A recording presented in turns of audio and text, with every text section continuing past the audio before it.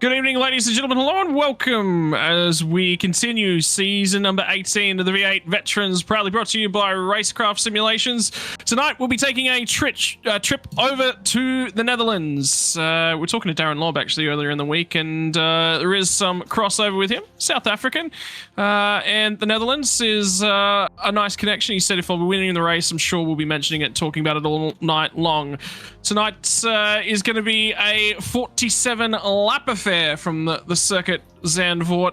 It's a technical track, and most importantly, Mez, it is a narrow beast, this one. And unfortunately for you, you're all sat up in the chair at the moment, a little bit uncomfortable, a little bit worse for wear, because you didn't use your bats. No, I forgot that when someone balls a bouncer at you, you actually meant to dodge it, or at least pull a pull shot. Well, I can't do pull shots, so that was completely out of the question. But no, I completely forgot to duck. So, yeah, rip my cricket career. But yes, no, this one is a fantastic track. Raced here in the Porsche Cup cars, and it's actually heaps of fun. As you mentioned, it's such a tight track. I'm so surprised that F1 actually comes here, because it's just ridiculously short, ridiculously tight, and a lot of speed corners as well. So it's going to be interesting to see how the supercars actually handle this as well, because you know, we're used to sort of seeing these cars race on real stop-start style tracks. We mentioned obviously in other tracks we've gone to about how it burns up the tires and all that sort of stuff. This one's very much a similar sort of vein. A lot of high speeds, a lot of high banked corners. So yeah, it'd be interesting to see how they all tackle it tonight. Located just a couple hundred meters from the sand, it's right in and amongst the sand dunes, is Circuit Zandvoort. It's 4.26 kilometers, 14 turns will make the journey, all of them with lovely Dutch names. You'll start it off with a long front straight coming off the banked last corner. Tarzanbocht will be turn number 1, Gerlichbocht and Hugenholzbocht are your first 3 corners, of course, with that huge amount of banking.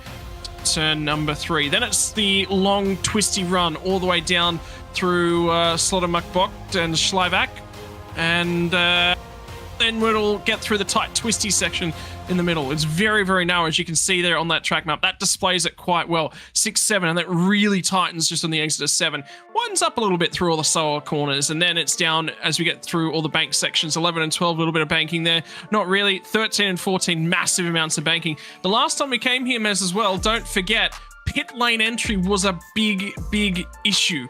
And that was a bunch of accidents on the way into pit lane. I believe it was actually blocked, and I think it was out of multiple splits. I saw multiple different images. It's tough and tricky to get into pit lane, because it's first off to the right, then back to the left. It's the narrowest, one of the narrowest pit lanes in motorsport. Yeah, it definitely even challenges Fuji. Fuji's another good entrance there, because you come flat out into that one. Similar sort of vein with this one. You come in so fast, but as you said, there's such a short run between the tie barrier and the entry and that outside wall. So, and also a good opportunity for passing moves as well. So just probably be careful for a lot of drivers to make sure that if they're going to commit to pit lane, make sure they commit early, get over to the right side of the track, because yeah, if someone takes advantage and tries to get a spot on you, it could end up in a very awkward position trying to get to pit lane. But yeah, obviously fairly long run on the front straight. It's probably going to be your main overtaking spot.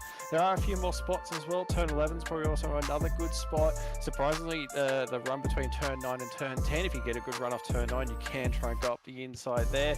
We're very surprised if we see any big moves up into turn 7, 8, turn 7, turn 8.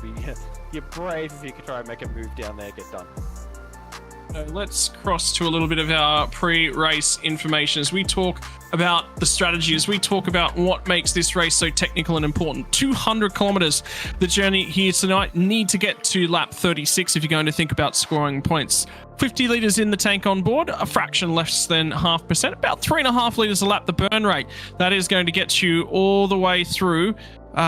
Deep in the race, what was it? Compulsory pit stop will open at the end of lap number 2. Don't forget, you'll have to do 2 of those. One of the strategy changes that's made the racing here incredibly interesting. And finally, you must get to about lap 16. There will be guys that come in on lap 15 who can make it to the end. That means out of everything, it's that first 16 or so laps is probably chalk off a pit stop somewhere in there and then come down the lane.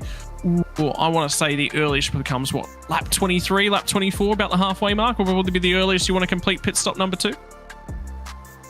Definitely around that mark. Yeah, interesting. We're seeing the way the scales are sort of sitting with how the Sins are playing out. 14 that early mark, but yeah, earliest you can get back is lap 16. So be prepared to see potentially. Obviously, latest you could go is lap 16, lap 24. As you said, you can pit in, get fuel tyres, get home from there. So be interesting to see. It was tending to lean towards that strategy, as we've seen quite a few times in past events, where there'll be that short stint in the middle, get your tyres, get your fuel, get to the end.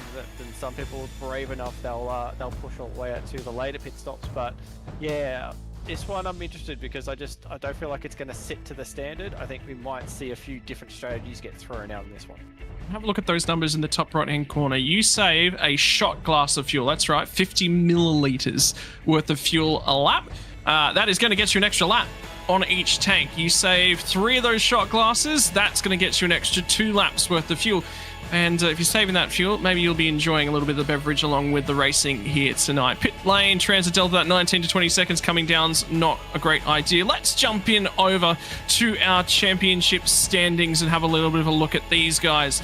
It is still leading the way, Michael Talyancic. Well, I've got information for you about Michael Talyancic, and we'll be talking about that in just a few moments when qualifying concludes. Ken Latta did open the margin a little bit last week, unfortunately, in terms of second place, but it's him and teammate Blake Delaney make up second and third in the championship. Can they mount an assault on Michael Talyancic? Well, tonight might be the night. Matt van der Kraan has been qualifying extremely well, and I can guarantee you tonight is another edition of that one coming your way. Chad Lewis has been on a surge. Chad, although tonight has put in some good lap times, was talking to his team prior to everything. They said a lot of preparation going the way of Logitech Pro Series, which begins Wednesday night for the qualifying series. So a lot of his focus has been going that way. He was quick outright in terms of his one lap pace. We'll see how he struggles on the long stint. How about this drive though from Damien Cairns and Troy Stonestreet? Two of the guys have sort of been lurking in and around that top 10 there, Mez, and well, they're consistently there in the points. That's it. Consistency is key, and yeah, we sort of pointed out last round they've done a fantastic job this season. They've really stepped it up, brought themselves into this battle inside the top 10, and yeah, fantastic to see there. Dean Favell as well popping up into P8 in the championship. Dave Kirby picking up quite a few spots, managed to get back inside the top 10, up 4 spots as well. And then we've got Michael Stewart, who's just rounding out the top 10. Obviously went backwards a spot. It wasn't a good round for Michael last week. Obviously it sort of fell down the pack a little bit, but we know he's got the pace, we know he's got the ability, so no doubt he'll put his best foot forward tonight. Obviously biggest mover will be Jan McKnight, up 9 spots into 9th, and Steve Keddy and Jason Strange. Not the best round for them the last time out at Watkins Glen. They've dropped to 14 spots in the championship.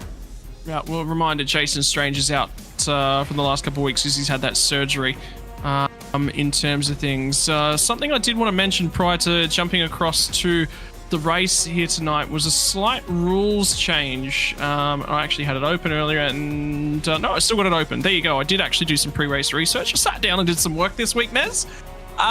One of the big ones that's come about this season, and we will see actually a couple of pit lane starts due to license point infringements here tonight. One of the key factors, though, is from season 19. So that's next season, not this season, but it's relevant to this season. From season number 19, your previous 10 races of license points count. So what does that mean? Well, at the end of round number 1, chop off round number 1 of license points accrued from season number 18. So that means that if you've hit the big old magical number of 75, which is your season is over in terms of license points, if that ends up getting wiped out before at the end of round number 1, potentially could be eligible to come back, provided the vets have said, yes, we're okay to have you back racing. If you've got a race ban that's been affected up until that point, that will be carrying on. And there's a couple drivers here, Mez. I don't know if you've been following along with the penalty points graphic. I'll give you the 3 drivers. One of them is Bruce Tannick, which we haven't seen in a couple of weeks. He's at 58 license points, 45 license points, and 2 race bans. So he's right on the realm of getting into his 3rd race ban, which is 60 license points. That's only 2 away. Christian Smart hit 20. That is a pit lane start for Christian Smart.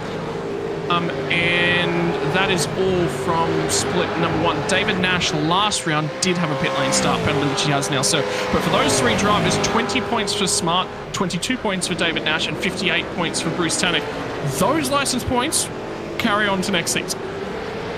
Yeah, that's for that one as well, because that does affect you, obviously, moving forward. You do tend to see that. We do like to see that in series where it's not a reset once you come onto the next season. It does carry over, which means you've got to behave yourself all season long. It doesn't mean you can get to the final round and just throw all caution to the wind and have a go. No, if you get to the end of the season and you're still having incidents, you will still have to serve that next season. So very, very good move on that half. It's nearly a Formula 1 license point system is what we're seeing. Well, I told you there'd be a little bit to talk to in terms of qualifying results. We are about to go through them. The man on pole here tonight's the number of the 543. Back again this week is Scotty Gamble for WK&P SimSports. He'll start off a pole position. The lap time, a 1:33.543. Check that out. A 5:43 on pole, 5:43 in the stats. Off alongside of him will be Matt Vanderkran. Another front row start for Matt Vanderkran. He's been exceptionally quick in qualifying. This week, no different. Ken Latta will be on row number 2, starts ahead of Michael Taliancic. Could that be important for the championship fight? You'll find out at the conclusion of tonight's racing. Troy Stonestreet gets his best qualifying performance of the season. Starts off on row number 2. Then we talked about him. It's the man that has been practicing for Pro Series this season, and I'm wondering whether or not his long run pace will suffer as a result, but the 1 lap pace is good for Chad Lewis. Michael Stewart gets himself deep inside the top 10. This will hopefully be a return to confidence for Michael Stewart. Moving 1 row further back is Blake Delaney, probably one of his worst qualifying performances of the season. Won't be happy with that all the way back in 7th. There's some work to do. Off alongside of Jeff Thomas. We'll see if Jeff can finally find a stroke of luck after being on his side last week. David Nash is going to find his way into the top 10 yet again, off alongside of John Latham. John probably not happy with the 10th place start, but we'll see if he can make his way through the field. Seems to consistently gain spots on lap number 1. Damien Cairns, we talked about him up there deep inside the championship standing. In terms of points, starts less than a second off of pole position, off alongside of Tim Nicol with his best qualifying performance of the season so far. We'll throw it back to row number 7, where we'll find Dan Hall, who was feeling a little bit confident about tonight, but again, eyes were set on Wednesday night's Logitech Pro Invitational, off alongside of Chris Miller for Fishy Motorsports in the third of the Fishy Motorsports cars. We'll move back to row number 8. It's going to be Michael Quain for Old Mate & Sons, off alongside of his teammate Craig Friend for the Old Mate & Sons, and the Chubby Buns entries. Always love to see those guys. There'll be a row full of Chubby Buns logos. Off of row number 9 is going to be Jamie Knight for Fishy Motorsports, and this is the big one. Over a second off the pole position time. Michael Taliancic did only set 1 qualifying time, was not improving, bailed out of his second lap, but he starts all the way down in 18th, an opportunity for Ken Latta. On row number 10, it is going to be Chris Blanchard and Rick Sebra that round out our top 20, and here's Mez to take us away with a second 20. And coming out of P21 will be Damien Cross for Pacific Esports, alongside Dean Favell, will be wanting to get himself back inside that top 10. Coming out of P22, Travis Hunt, not a good qualifying session there, will be starting out of P32, 23, sorry, I'm completely getting it wrong tonight. Darren Crosby will be alongside P24, we'll go another row back. Greg Sharp will be coming out of P25, alongside of Paul Warwick in the Fishy Motorsports machine.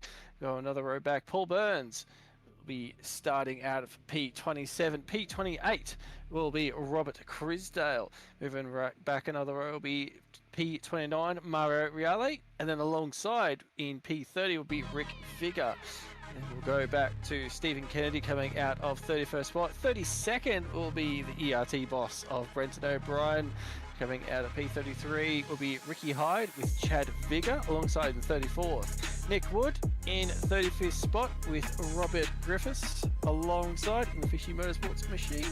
Darren Lobb, P37. So not the spot he wants to start. Probably the last time we do a podcast with us, if that's the way it's going to go. Christian Smart will be obviously one of our pit lane starters. Jason Fewens did not put a lap time down. Scotty Van Loon also not putting a lap time down as well, out of 42nd. But yes, Christian Smart will be starting from pit lane. Christian Smart to start from pit lane. Darren Lobb is going to start from the rear. And one of the things that I've just noticed is coming through on the servers, unfortunately, and how good is the love for the drivers that are in the server as well. Matt van der Kraan had an issue. Immediately, the cry from a multitude of drivers within the server was, can we wait for him? Can we get him back in? They want to see him do well. Unfortunately for van der Kraan, he's got about 20 seconds to jump in that car, or it's going to be a pit lane start. So we'll keep our eyes on number 180. He's in. He's in. He's in. That's big. And he'll look for the confidence. It'll be a scramble to get on the grid. We are going to be seconds away, ladies and gentlemen. About 10 seconds before the lights will start to come on. We'll get going here. 3.5 litres per lap. That's the number to think about. In terms of things, how far is that going to get? It's going to be... about 14 to 15 laps worth of racing action. A lot of slow sections in the back of the lap. Can they get to lap number 16? Can they get to lap number 15? Some of them will try to. The lights start to come on. We're about to be racing for the V8 veterans for RaceKraft Simulations. Green flags in the air. Who's got the run off the front row? Van der Kraan's got a great jump, and immediately Gamble has to cover him. There's still room down the inside, but Ladder moves to go to the outside. Gamble covered it, and it pinched off Matt van der Kraan. Now van der Kraan's going to go side by side with Ken Ladder around the outside in turn number 1, and keep your eyes a little bit further back. Chad Lewis has grabbed a spot over Stone Street. Ladder pinches the brakes massively on the run down through turn number 2. Then it's into 3, the high banking. Van der Kraan's going to get a huge drive off the outside, and then they'll run all the way through. It'll be Van der Kraan back to the lead. Gamble covered him off. Gamble got defensive. He leads the way, and it's going to be a track where I think that dirty air is going to cause a whole heap of dramas for drivers following.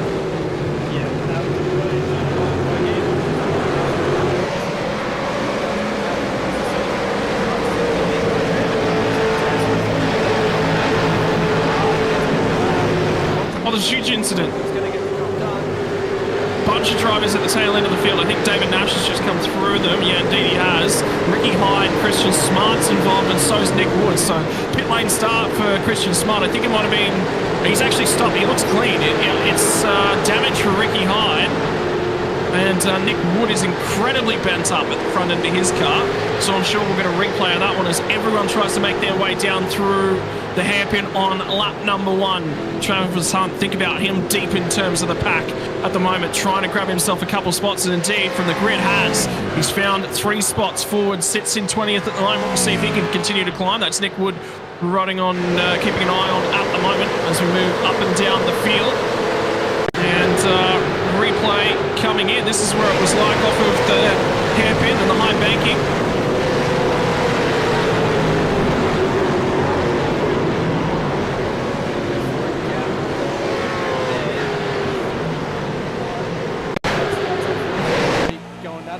At the start, I'm going to look on board. You can see him coming through the super. He's got the nose there, but it's a bit hard to see whether or not the room was ever going to be allowed there. I'd say the...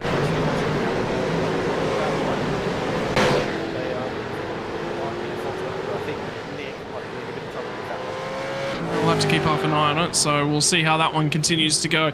In the meantime, everyone settled back down in. Who's the big gainers from lap 1? John Latham grabbed himself 2 spots. 2 spots as well, Chris Miller. 2 spots, Chris Blanchard. 3 spots, Travis Hunt seems to be the biggest mover in terms of things, although Brendan O'Brien's grabbed 7 on lap number 1 from 32nd to 25th. And Scotty Van Loon is up a number of spots as well after his rear of the field start. So as they all try and settle themselves down on an in, we'll see how things are going.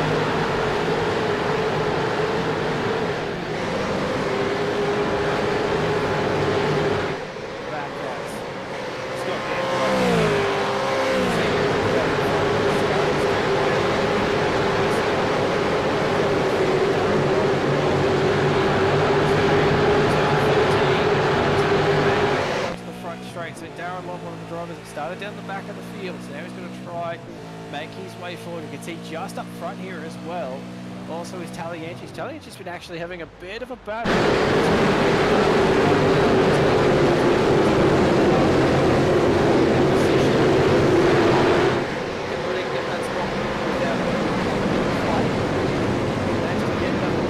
Talianchis, you get to skip away down the road a little bit, looking at Lob at the moment. He's going to try and go up high on the banking.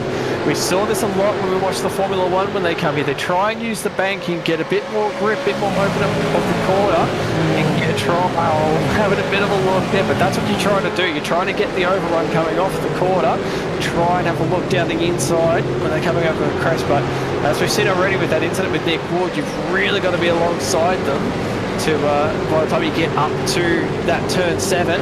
He's looking. He's looking. He's really sort of just hesitating in there. He's not 100% sure. The other thing I was talking to a few of the drivers as well about, Mez, is overtakes down into turn number 1, whereas Crisdale sends it down the inside, gets down the inside of Rick Figure. He's going to get the job done. And that's also, it was Paul Burns. Paul Burns, he gets the job done on, and now that's going to open up the opportunity for Darren Lobb, who'll have a go as well. He'll get up and alongside as they run down here to turn number 11. Keep your eyes a little bit further down the track as well. Something happened up ahead, and I think that might have been Jamie Knight that had a bunch of damage alongside of him. And the battle pack continues for Lobb, and Burns finally gets the job done. So Paul Burns got sent on by Rob Crisdale, loses 2 spots as a result. And now the battle pack continues to try to settle in. Our leaders are leaping away just a little bit.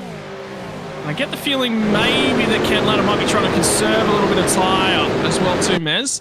Just happy to sit in third at the moment and look after those tyres, maybe save some fuel. Yeah, and I also think something to think about too is look where his championship rival is at the moment. Down in 21st, he's actually lost spots out of that start, gone backwards as well. So maybe also something to look at that. You don't need to do anything risky now. You can save the tyres, save the car. Think about what you can do later on, because at the moment, his championship rival is well down the pack at the moment. He has got a bit of clear air, but still has a lot of positions to gain. Darren Lobb at the moment, the pace he's got on board, you can see it. Every time he comes over that turn 7, he's just all over the back of the car in front. You can see Robert Crisdale as well with that brilliant move earlier. Now he's going to look to set up another move. He has a little bit of a look down the inside. Can't quite get there. You can see Brenton O'Brien's just in front as well. Now he's going to try the same move. He does go for the same move again. He's going to get the nose just there, but not quite enough. Paul Warwick's going to actually hold into that one, but Lobb's going to have a look as well. He's going to actually have the inside as they run up towards turn 11. He's going to try and get the job done. He has a look. Yeah, yes, he will get that done. Crisdale just steps out of the way a little bit. So Darren Lobb now will have the opportunity to try and charge down Paul Warwick and see if he can get that pass done. I'll tell you what, Scott Campbell was skipping away at the front end of the field. 1.5 seconds already out in front, puts another 1/10 of a second down. Matt Vanderkran's pulled 3/10 each in the last 3 laps over Ken Latta, so he's starting to run away a little bit, and I think we're going to see a little bit of this is basically where there's a waft of dirty air and there's a heap of it, they're all going to pack up because no one's got enough front downforce to get the car turned in. But in terms of at the front end, they're going to stretch out a little bit. The first guy will sort of pull away. Or something I think might have happened to Damien Cross on the most recent running as well. It's Troy Stone Street as well, harassing the rear bumper of Chad Lewis at the moment. This is turn number 1. As we look in with Damien Kloss, it was the 66, which I think is Crosby. Oh, excuse me. That was the worst possible opportunity to burp there, but Darren Crosby down the inside. That was a big send into turn 1. I don't think he would have been seeing that one coming. You can see, there's a bit of a checkup as well. Paul Warwick had to slow up a little bit as well. You can see Darren Lobb just in the back as well, but we'll flick back to live pictures. So yeah, losing a few spots out of that one. Obviously won't be too happy with that one. Is heading back up to the front at the moment. Chad Lewis, Stone Street, and right behind that you've got Michael Stewart as well. So this little battle is starting to fall up. This is 4th, 5th and 6th, and Stone Street doing a fantastic job. This is really a big turn in pace for Stone Street. He is coming along incredibly good this season. He's just chipping away at it, and it's starting to really show up now. As you can see, he's all over the back fighting for that top 5. And then you obviously, yes, Michael Stewart in the background as well. Big turn of pace as well. So there's a few movers through this field at the moment. This race has definitely flipped the results a little bit. We're seeing a few guys that are actually starting to make their way through the field, starting to bat towards the front, which is good to see these guys start to show what they can do. I'll tell you what, guys, we might try and get this link across to everyone. We have a live timing coming to you live from the server, and it is actually there and available as a tool for everyone watching along at home. If you want to jump in and actually keep an eye on what the cars look like out on track, there's a track map, there's live timing. we've got the whole deal for you. You can have a look over through a bunch of stats and whatnot as well. As just another way that we can try and get you in behind the action in terms of things. For the meantime, though, Gamble continues to lead the way, skipping clear now to the tune of 2.5 seconds. As this battle continues, Stone Street, that isn't Stone Street, that's John Latham and Blake Delaney going side by side, banging panels all the way down through turn number 11 and turn number 12. Now it's going to be Latham to the inside as they come to the second last corner, down through 13, onto 14, the banking and the start-finish straight. And what you're about to see as well, a lot of drivers were saying you run out of puff when you get down the far end, and the car in the background gets in the fence as well. And he's going to cover it as John Latham. He's forced to cover it because here comes Blake Delaney to his outside. Down the inside. Doesn't quite get it pulled up. And Latham goes around on his own. And unfortunately, it's right in the path of, I think that was Damien Cairns. And they're just stuck on the pit lane entry. Oh, that is a bit clumsy. You can see trying to sort of get themselves going. Paul Latham is stuck there now. He can't move anywhere. Lob's going to make his way through as well. Oh, that looks like that was going to get a bit interesting there. You can see Lob hasn't really got that done yet. And oh, Cairns is going to slide. He's going to end up in the wall as well. Oh, this has just gone not well at all for these cars involved. Look at the front of that car. It is damaged. He's trying to get this thing to turn. You can see he's just having a hard time just getting the thing out. There's probably a heap of front damage to the steering. It's probably made it very hard to turn to try and get that going again. He has got it going again, so he will stay green. Also looks like Latham's managed to get going as well. But man, oh man, that was a crazy bunch of corners there. It was a bit of that side-by-side battling, but it looks like it may have actually just been maybe a bit of tyre-on-tyre contact as they came through the corner. And that's what's tripped up Latham. And then, yeah, obviously Damien Cairns with not many options to go in that one.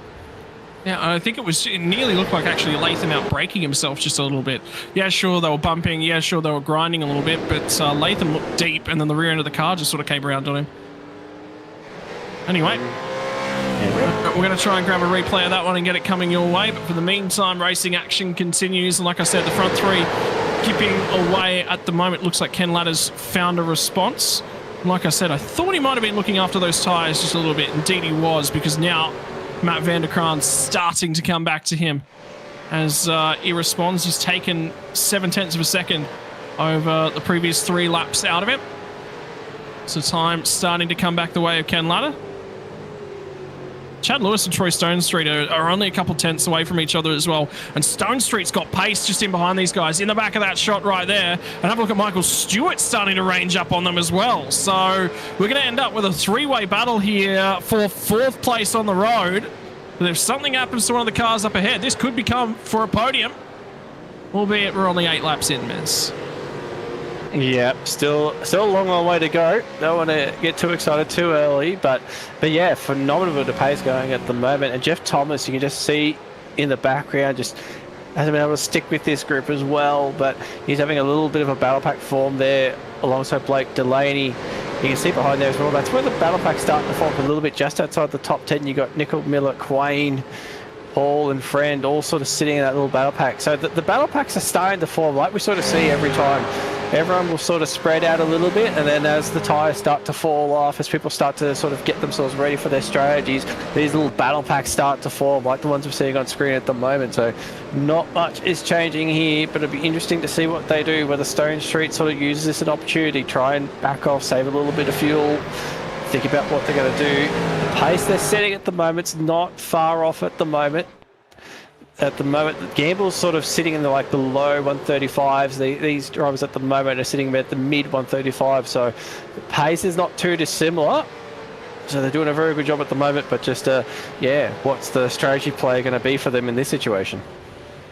Yeah, it'd be interesting as well, because there won't be a huge deal of sort of leeway left, leeway right. Now, just watch Blake Delaney, by the way, bounce through that entire section that we just went through, all the uphill section, the left, the right, up across the cars aren't settled. They're not sitting down the whole way through the lap, so there will be a lot of bouncing, a lot of opportunities for wheel spin, for tyre heat to come into it. We are on our 9th circuit, remember.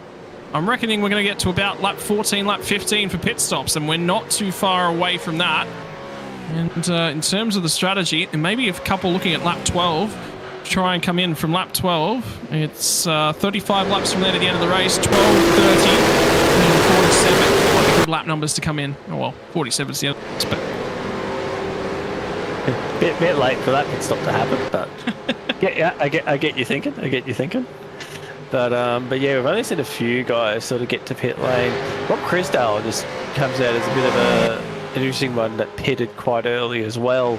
Especially seeing the pace that Crisdale had at the start of this one. So they've been trying something a little bit different. You can see maybe there is a bit of a challenge from Stone Street, or a little bit of a tap into turn 1. Chad's going to have to defend this one. So Stone Street not thinking about saving fuel and saving the tyres. He wants this position. He's got the pace at the moment. As they come into this little carousel section, look at him get right up to the top of that. Try and use as much as they can. Michael Stewart with a really nice run through there. Although the draft is probably not going to help him too much with Stone Street getting a draft off Lewis. But as I head over turn 7, this corner, it's so important to get it right. If you just push it a little bit too hard into the corner, it's so easy to run wide into the grass. So you're going to be so precise. Same with this one as well. Very precise on where you put that car. You can see through this back section here, you can see the pace is starting to fall off a little bit for Chad Lewis. He's just not quite as quick there, especially in the slower stuff. The faster corner seems to be okay, but in the slower section, you can see that's where he's struggling as well. He's now run off turn 10, heading up towards turn 11, having a little bit of a look, just sizing him up, trying to wait for the opportunity, but not much going to happen here. We'll wait and see when they head around the start-finish line. A little bit of a slide there for Chad Lewis. So Chad is really ragged on this thing at the moment. He's struggling with the rear because he's not getting a good run at all off that turn 13, turn 14. He's going to be right up behind Stone Street. He had a look last time round. Is he going to have another look this time? Doesn't look like Chad's actually going to defend him at all. Stone Street to the inside. Looks like he'll get this one done. Is Stewart going to look as well? Doesn't look like it. And looks like job done for Stone Street. So up into P4. Finally gets the job done. Now can he start to skip clear? That'll be the next question. And whether or not Chad Lewis, remember we talked in qualifying, hasn't stuck a lot of practice through for this one. Did have the 1 lap pace, got himself in position, gave himself an opportunity, and now he's going to look after it. Have a look at the rear bumper as well when you get an opportunity. But Michael Stewart, there's actually some damage on the left-hand side of that. So he's copped a small whack to the left rear of his car. We might get a shot of it as he comes through there. It's just fractionally push in. It's not sitting perfectly square. So light contact probably on lap number 1, and ever since then it's been smooth sailing. Have a look at the number of cars now looking to come in for that early pit stop. End of lap number 10, start of lap number 11. They're going to come in, look for fresh tyres, and the field is really spread now, Mez. There's cars basically everywhere, and keep your eyes on as well. Remember this a little bit later on in the night. About 10 laps into the stint, 8-9 laps, Ken Latta was quicker than Matt van der Kraan. Really started to claw him back in. Scott Gamble gone, but this may be relevant. Whether or not Ken Latta thinks about an undercut here, give himself an opportunity to go after Scott Gamble, because if he waits much longer and writes that one off, there may not be an opportunity. Michael Talianchi at 16th, he'll be looking for a little bit of an undercut strategy. You get the feeling might only partially fill the car. He might fill that car as much as he possibly can as well. Go the complete opposite direction, have a short splint to the end of the race. There'll be things to think about in terms of things. I get the feeling though tonight, Maz, with a lot of long loaded corners, there may be a lot of drivers underfilling the car early tonight, trying to conserve those front tyres. Yeah, absolutely. And yeah, you can actually start to see there Ken Latta starting to get onto it. I think, yeah, if you're going to try and chase down Gamble, you've got to do it now. Although I think at this point, they've just let him go away a little bit too far. The pace he's setting at the moment is still solid. Is still one of the fastest drivers out there. So I think Gamble is just into a rhythm now. He's just going to sit with this rhythm that he's built up and just slowly chip away at the moment. But you can see Matt van der Kraan's going to come under a little bit of pressure. As you said, we did see that the latest stints is where sort of Matt really sort of excelled a little bit, but doesn't seem to be the case here. The early pace was really good, but Ken, you can see he's just squaring off the corner as much as he can, trying to get the power down. Both cars, yeah, both sliding around a little bit. They're working these things, trying to get everything out of them at the moment. So there is a little bit of a push from both of these. Matt will be trying to hold on to second as much as he can, and Ken's obviously thinking, well, if he is going to try and go a gamble, he's got to get the pass done now. Otherwise, yeah, gamble might start to skip off into the distance. Darren Lobs just said something as well, by the way. I think it might have been to Michael Taliancic, and I think he actually might have just been let go by Taliancic. Indeed he was. Tally's got a problem. I'm sure Tally's got a... No, he did just let him go. Never mind, he's still crawling around. It's still okay. He just let Lob go on that one. So I thought he might have had a problem. No, it was just pulling aside to let Darren Lob through. The other driver that I was oohing about, Travis Hunt's actually going to come to the pit lane at the end of lap number 12. So 2 laps left in that tank for him, was Tim Nicol. Tim Nicol got out on the curbing on the run down through turn 8 into turn 9, which is the 2 tight right-handers late on in the track. And he was sitting on the curbing trying to put a little bit more power down. He got the car a little bit sideways, had to stomp on the brake pedal and went very, very deep. That let Chris Miller through. So Miller up to 9th on the most recent lap. We'll keep half an eye on pit stops as well on the right-hand side. Travis Hunt is done, and this will be the moment, I believe, for Chris Miller and Tim Nicol. Yeah. Here you go. Up. What? And very wide, very wide. And just rolls out of that one. That's in. Okay, not sure what's going on there. It seemed odd to roll out of it like that, but nonetheless, that's a position for Chris Miller.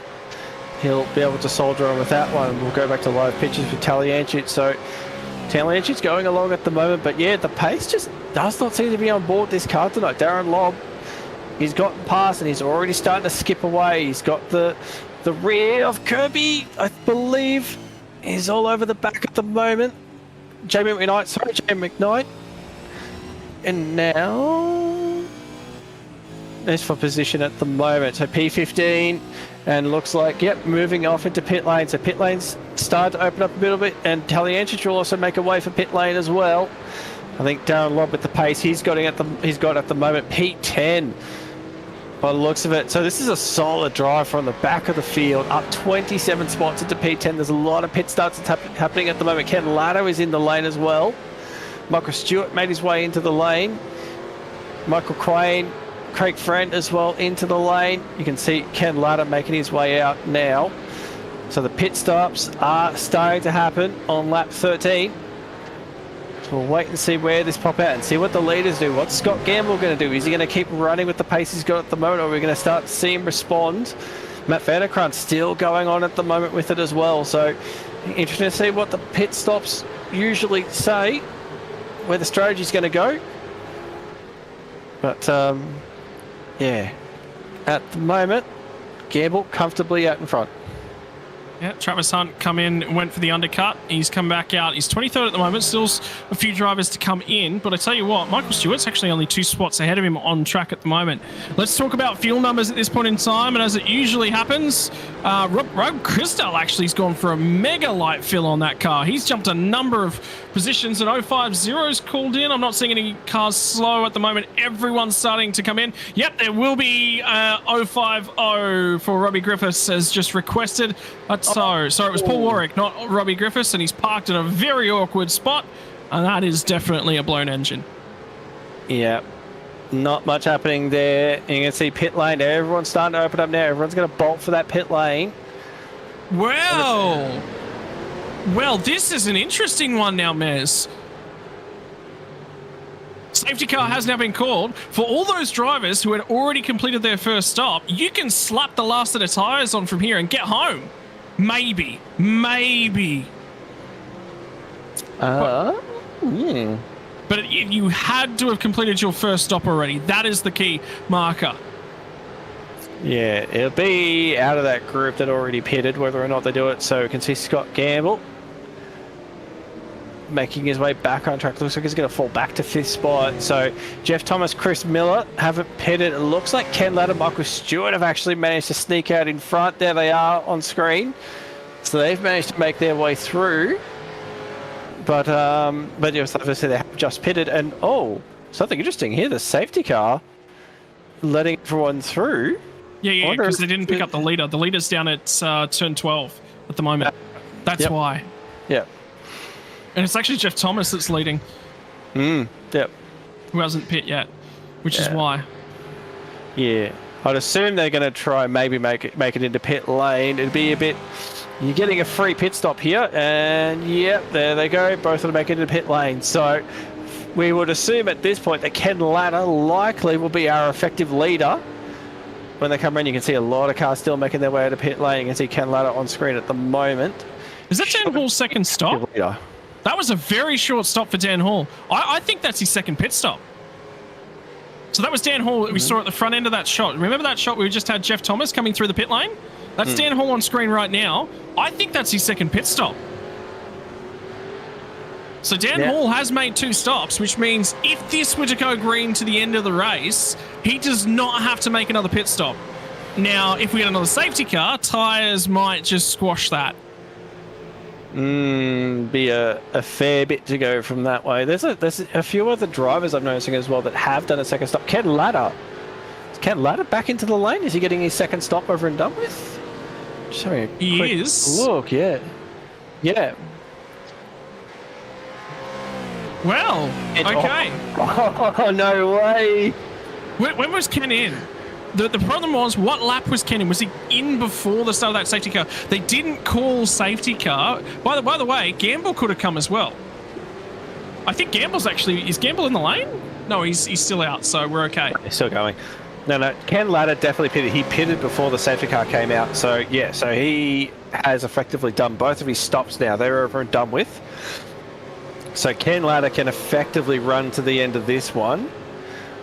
Those up front at the moment, so Michael Stewart, Jeff Thomas, obviously, yeah, they still need to pit as well.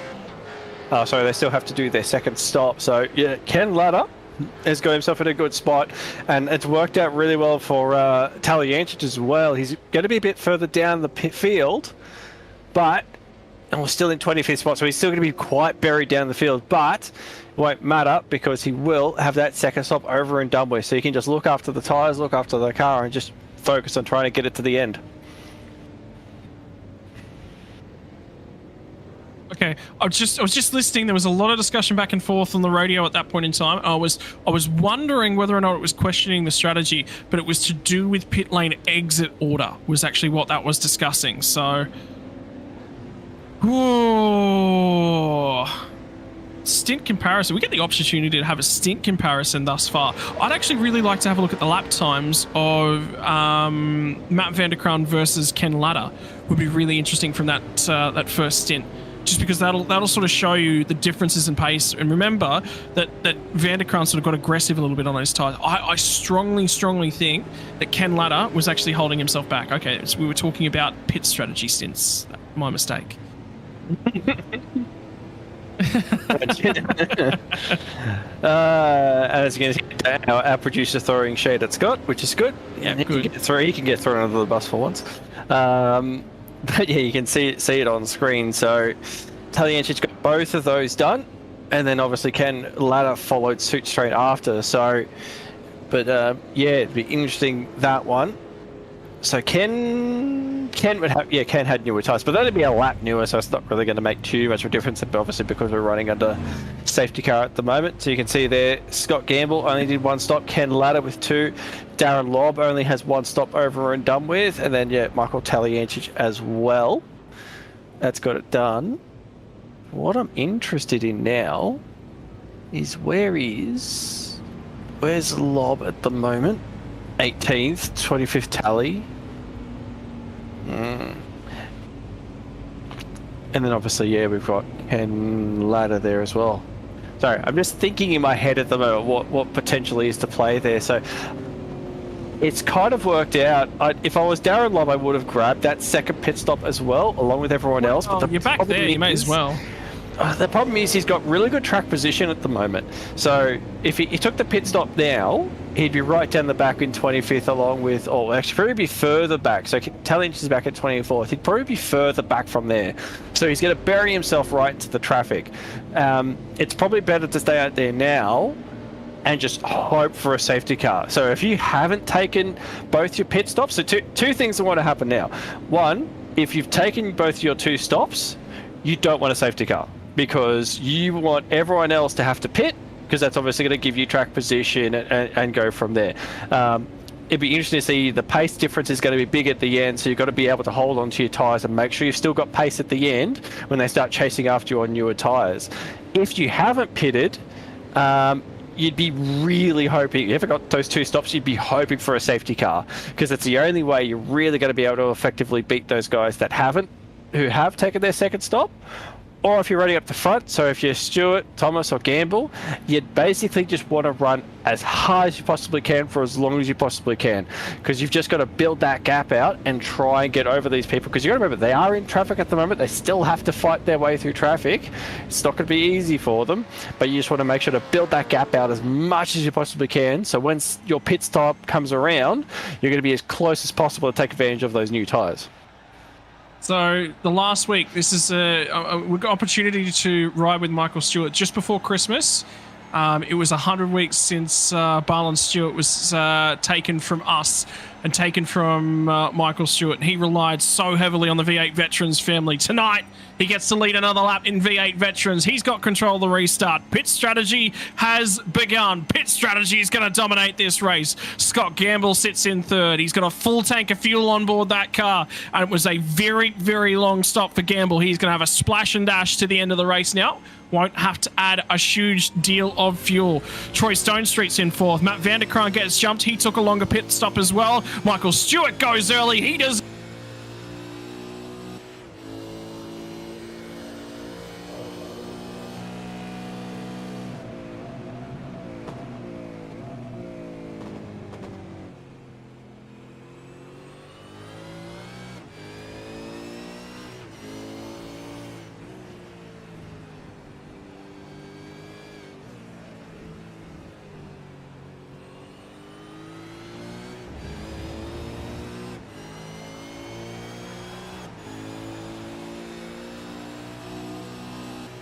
Guys jump up a long ways. Chris Miller, Craig Friend has moved up a bunch of spots, and Chad Lewis drops a lot after taking a very, very long pit stop at that last one. Opportunity was in the offering when the safety car come out, Mez, and lap number 1 always presents opportunities to get down the inside.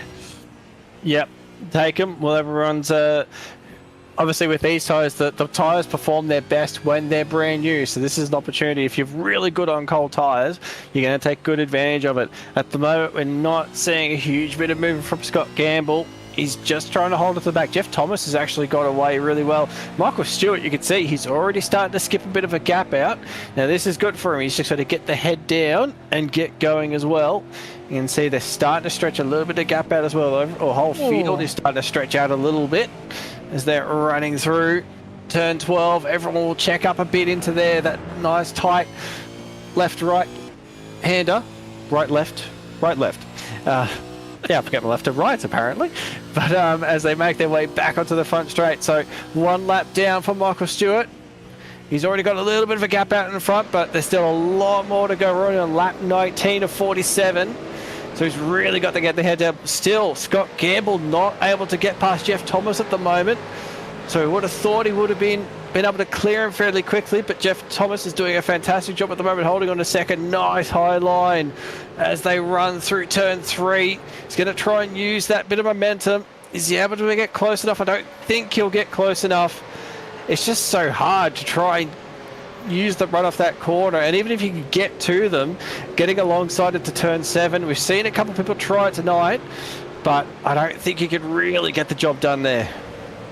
So at the moment we're going to look a little bit deeper in the pack, and Darren Lobb took a long fuel stop as well. He's up to 15th at the moment. Ken Latta sits 16th, and if this goes green flag racing, that could be, well, it's effective race lead right now if we go green flag racing to the end of the race, but a lot of boxes yet to tick, and the problem Ken Latta will have is that if we do get another safety car later on in the piece, you could probably say he's going to come back down pit lane, because the tyre wear here and the lap speed fall off will precipitate another stop for him. Gamble looks like he's got the job there. He's up into P2. Actually, just mentioning that about Ken Latta as well, it's also something to think about too. If we do get a second safety car, and this is the thing, they can't take the people that have taken their second stop, they really can't afford to relax, because if we do get another safety car and everyone pits, they're not going to be able to take advantage of that tyre. We can see there's the move getting done. Gamble along the inside, nicely done. Not too difficult. But yeah, for people in Ken Ladder's position, sure they'll have, you know, they'll be able to go to the end. They've got that fuel advantage. But if a pit stop does happen, they're going to have to pit. You won't be able to go all the way to the end without at least taking a set of tyres or something. So their pit stop will be shorter, but they're still going to lose track time because of it. So again, they can't really afford to just sit there and bide their time and wait to strike. They're still going to get their way through the field, because if we do get an early safety car, they're really going to be struggling, and that's where it's going to really pay advantage to those that are out front at the moment. Well, the race starts to settle back down in, and for those of us watching along at home, might be time to grab the popcorn, toddle along for a loo break. Although the queues are so close together, there may not be enough time for that. Have a think about Dan Hall at the rear of the field. He's also another one of those drivers that's completed his second stop. And realistically, I think for the bulk of the drivers that are back there, it's basically going to be short pit stops will be what you'll be looking for. Because if their most recent stop was short, they might have gotten it out of the way.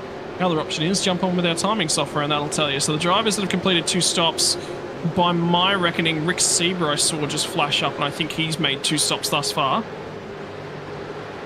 So at the moment, it's Ken Ladder, Michael Taliancic, and Dean Fulvelli are the top 3 who have completed their second stop. Robert Crisdale is your 4th. Dan Hall is 5th. Scotty Van Loon. Stephen Kennedy's another driver that's already completed his 2 stops. Rick Vigor as well. Hang on, we might have drama up ahead. Indeed, there's a car off the road. It's actually Ken Ladder. So now he's going to go dropping off the standings. And was that an unforced error? Or was there contact? Did something happen with him ending up off the road? And now he's going to drop another spot. It was Brenton O'Brien that just went by. So Ken Ladder loses a whole host of spots in a short space of time. Oh, there's a lot of damage on the side of that car too. That's not going to be helping. We're going to get that replay. We're going to have a look what's going on in here. So we can see Darren Lobb going for a move on Jamie McKnight. Can't quite get there. It looks like this Blanchard. Oh, the move does happen. Darren Lobb was able to get that one. And now they come side by side. Ken Ladder up the inside. Just on his own. On his own. Pinch the front. The front's just locked up as he tried to turn it in. It is a big hit on the wall, but it's a graze. And that's not what you want to see happen there. That was an easy spot for him. We've marvelled this season. He's been able to drive his way through the field, and that's the first time we've actually seen a mistake from him. Chris Blanchard now, P13 under attack from Darren Lobb. This is what we're used to seeing from Darren Lobb. No matter where he starts, he's got pace, and he just manages to drive his way through the field. He's got the draft down the front straight. He'll pull out on Chris Blanchard, and I think that's going to be job done quite comfortably there. Oh, no. It went deep, and now Blanchard's going to rotate it back down and under the inside of Darren Lobb. So gets the job done for just a moment, forces the error, and Blanchard will snap that one back up and say, yep, you can have a look at this rear bumper for a whole nother lap. Try that one again, buddy. And Darren Lobb getting an education and a defensive masterclass. Wow. We've just seen two of our quicker drivers and another lock brake further up front. Everyone's locking brakes at the moment, so there's obviously a bit of struggle for car balance, but everyone's on everyone should be on brand new tires at the moment. So interesting to see that yeah, we're starting to see these little unforced errors that are starting to appear right in this sort of critical moment now. We're dealing with strategy. Well, I wouldn't think so, because we didn't see a lot of issues in the first stint. Everyone seemed to be fairly comfortable in how they were going, but yeah, maybe there's a bit of mix of pace and track position and stuff like that. So maybe people are just sort of not into a rhythm, can't quite find their marks again, and yeah, just making tiny little mistakes. But yeah, you would think generally if people are starting to lock brakes that maybe that obviously worth mentioning, everyone is on fixed setup. So everyone is running the exact same setup. They can adjust brake bias, and that's about it. So the only thing that they could be looking at for car balance is that brake bias. And Darren Lobb having another look again, but he can't quite get there. So, but he's going to get all nice drive off the corner. You can see Blanchard got a little bit sideways, but he'll hold on to that position.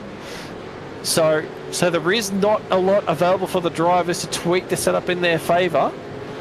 But in saying that, brake bias can do a fair bit in just a driver's general comfort and how the balance of the car is. Well, the other thing I was going to say, Mez, fuel. Think about the fuel drops. Because a few of the drivers are struggling to pull up their car. Ken Latta is one of them. Darren Lobb did take a big whack at the fuel. They are going to have a lot of weight over that rear end, and they're pinching fronts. So I'm going to go ahead and say it's fuel balance. And for Chris Blanchard, I think he's going to enjoy watching this one back, because Darren Lobb is a Can-Am sports car champion out of South Africa. By the way, back in, I think it was 2009, 2010, were his heydays in the real world. He's driven a lot of different places and seen some onboard footage from behind the South African out at the East London GP track. And for Chris Blanchard, chalk that one up. How about that? Dominating it over somebody who's done the business in real world.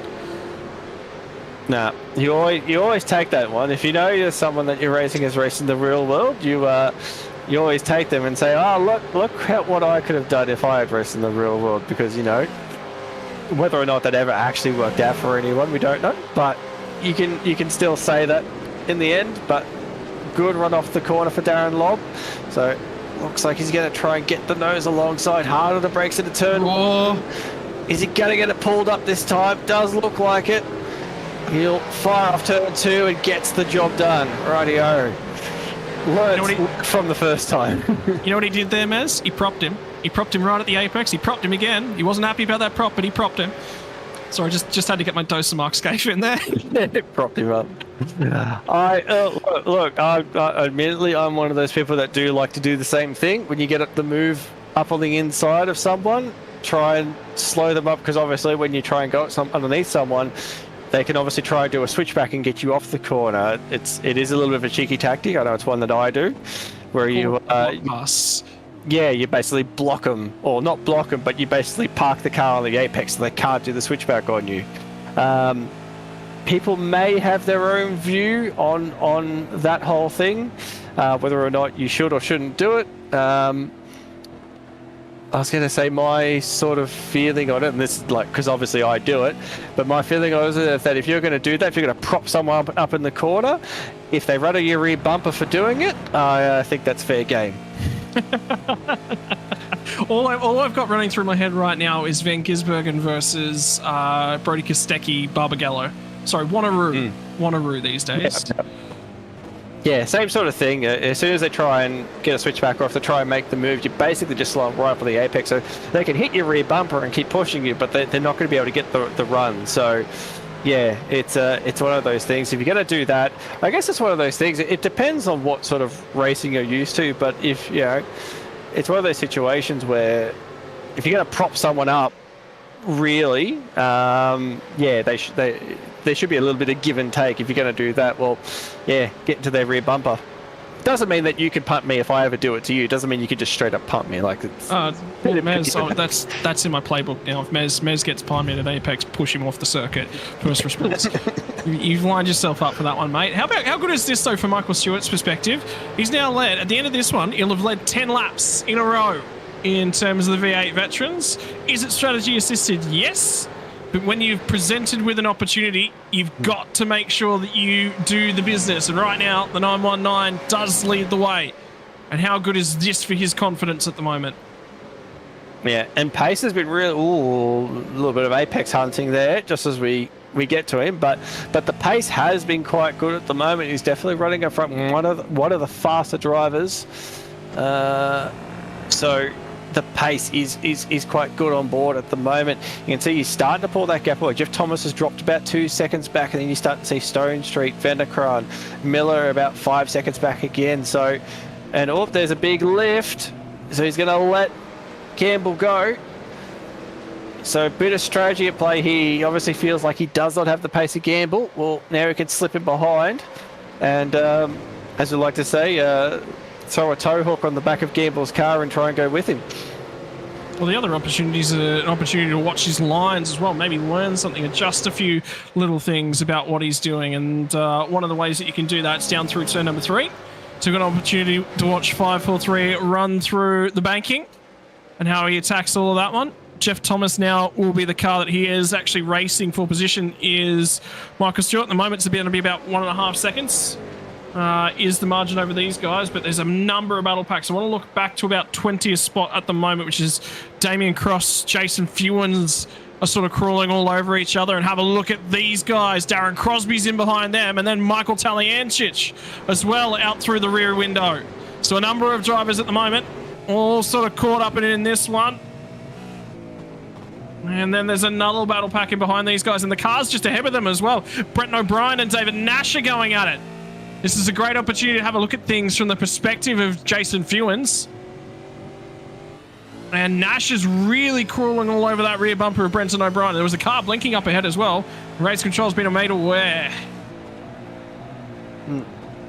Just looking back and just obviously noting what we sort of said about those that have pitted as well. It's kind of interesting to me that we've somehow, like, when it comes to Ken Latter and Taliancic, they really have struggled to pull their way through the field in this one. I think Ken's managed to pull a couple of spots back, and Taliancic as well has pulled up maybe 1 or 2 spots. They are really struggling to be able to get their way through this field at the moment. So it's very interesting. Not sort of what we're used to, even like as you sort of say, with the fuel loads are playing a big difference in sort of maybe the way the car's handling and stuff like that. It's unique that we're getting in this situation where drivers we'd expect to be able to slowly chip their way through the field just simply cannot do it. Blake Delaney's under a little bit of trouble at the moment as he's down the inside of Stephen Kennedy as they head into turn number 2, and now he's going to be on the outside at the moment. So Scotty Van Looney was trying to show the nose to. Now it's Stephen Kennedy, he's alongside at the moment. Have a look at Damien Cairns on the charge back through the field. Cairns is going to get up alongside. There's contact between Cairns and Kennedy. Kennedy's still not letting go. Nearly turned him. Now it's going to be Cairns who skips up and across the curbing. Job's not done yet. There is still Stephen Kennedy. Stephen Kennedy's going to lose out a spot for having a go at Blake Delaney, and I reckon that was kicked off by something that happened at turn 1. Well, a bit of action there. You can see him skipping over the curb. That is an incredible bit of pace that they're carrying through there, and they're bouncing it off curbs. It is very brave considering how close they were running together, but the Cairns bit of pace at the moment will flick to a replay. As you get mentioned, 3 wide down into turn 1.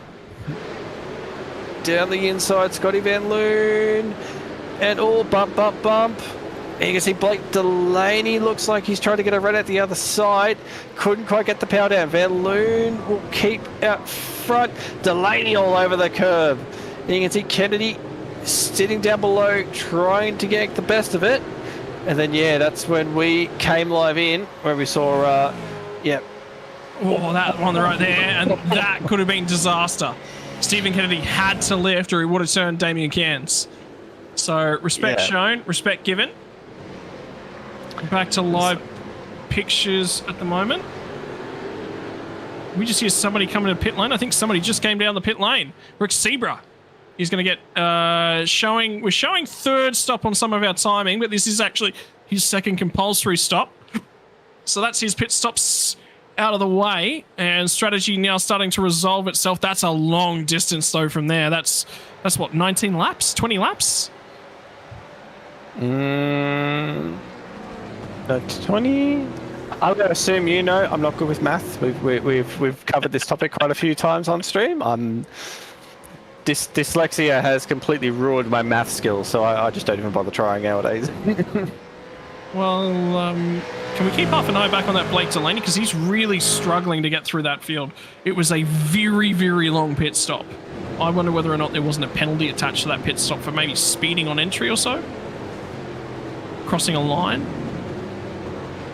How long was that stop? 29 seconds? No. Not quite long enough, Usually, just with the way the iRacing penalty system works, if you do get yourself in a penalty like that, it's usually like 40 seconds. It'll sting you at least. So for 29 seconds, I wouldn't think that there was a penalty in that one. So unless I'm wrong, unless there are certain circumstances, but 99% of the time, generally, if you do get a penalty in iRacing and then you try and take a pit stop at the same time, you generally get slapped with a 40-second stop and hold before it'll actually take your pit service. So yeah. Would that then potentially be tyres weren't taken initially when the fuel was done? Or the car's taken the fuel on the tyres, come down off the jacks, then he's had another drama, it's gone back up on the jacks? Potentially, yeah. I'd be more leaning to maybe something like that if that happened, yeah. Because it was such a long pit stop, it doesn't match with the penalty, it doesn't match with anything. I'm going to say he's had some sort of iRacing specific drama or drama with something, another pinch brake as well as we follow through the smoke. Yeah. Maybe they hired a Mercedes mechanic and they put the wrong tyres on the car, so they had to take them back off and put the other ones on. George Russell still has not got over that one, I would imagine. Yeah. Yeah, let's not talk about that for George.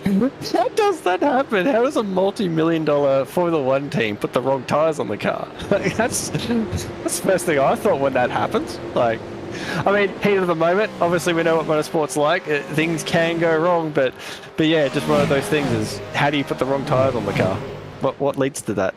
Okay. New question, Mez. How does Ferrari make their pit stop blunders once? Okay, once we sit there and go, yeah, that happens. That's the thing that happens. But then twice, then 3 times, then 5 times, then 7 times? If you can figure that one out,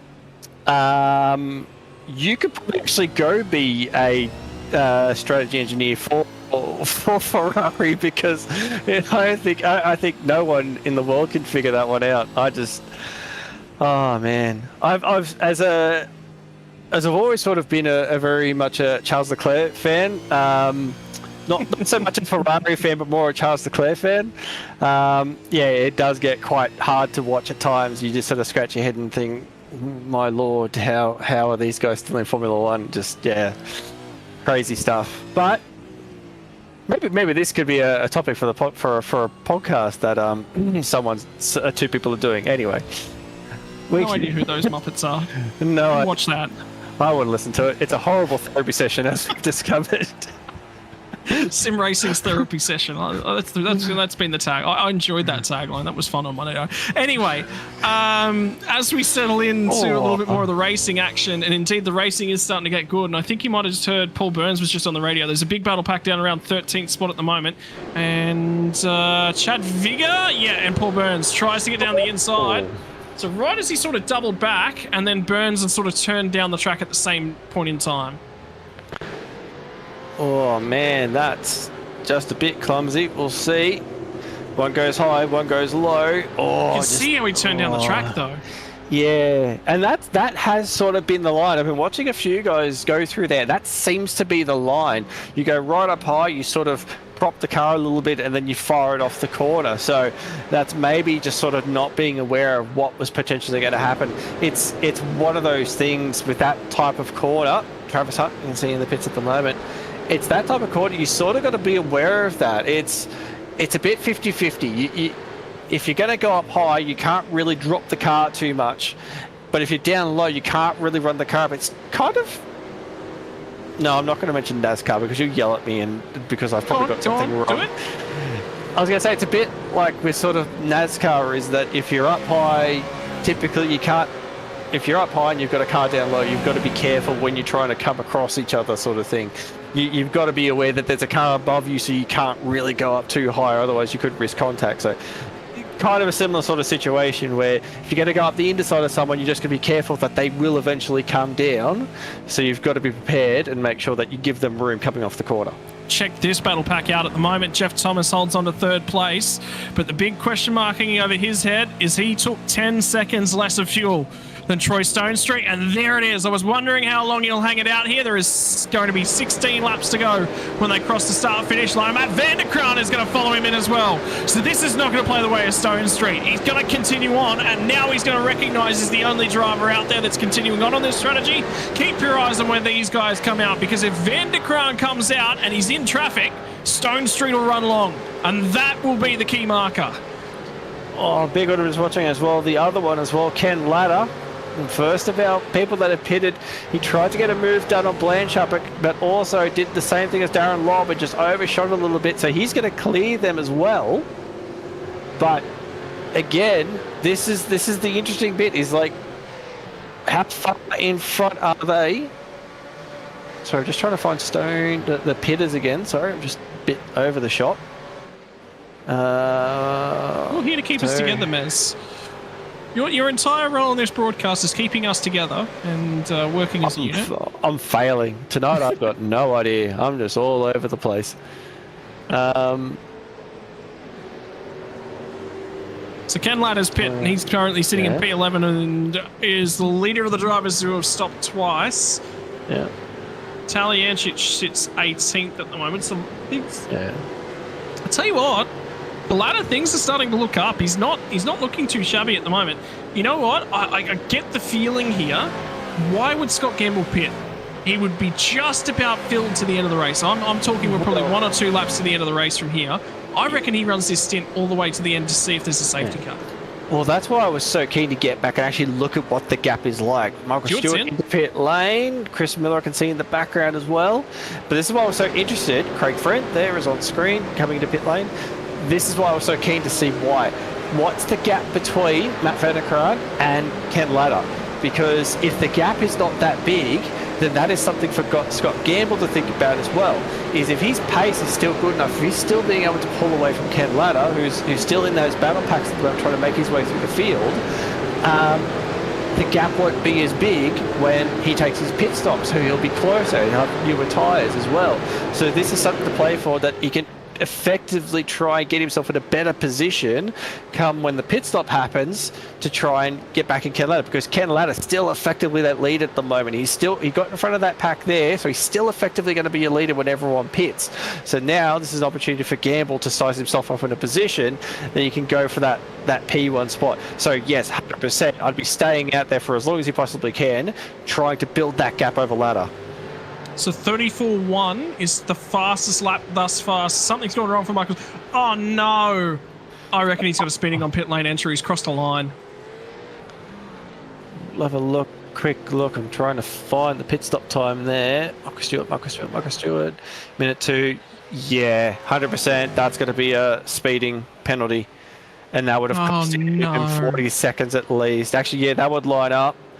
Because 62, so it's about 22. So 22 is roughly your pit stop time. Well, there goes everyone else. Yeah, and he's off the jacks as well. So, yeah, that's going to be. So we're going to try and scrub the replay a little bit, see if we can find out what's going on.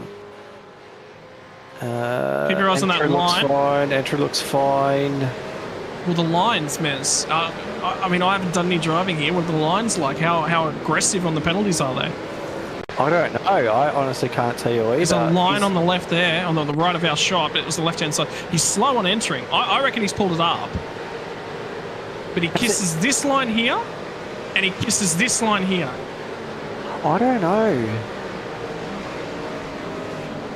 Without testing it, I really don't know. I would honestly think it would have to be one of those lines. Either one of those lines he's crossed has given him a penalty.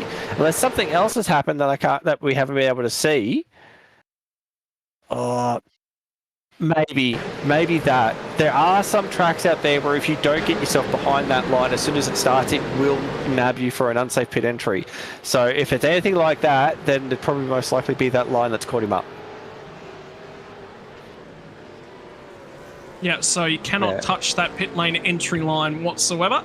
That is the reason for the penalty. Again, not issued by our race controllers. That one automatically issued by iRacing.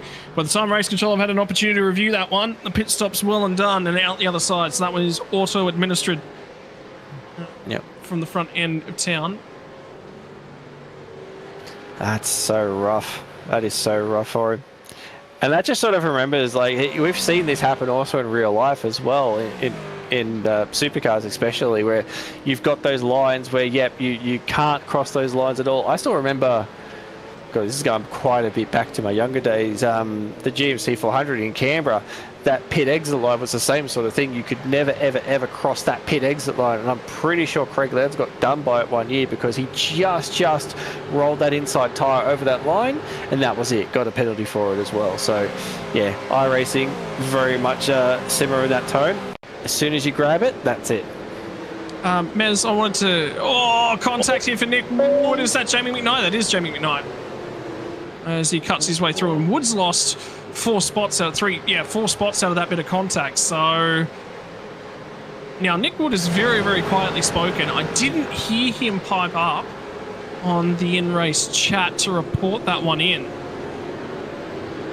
but there was some RC chatter of some description going on. The only other thing I wanted to comment, Mez, is we were talking about Charles Leclerc a few moments ago on Ferrari pit lane strategy.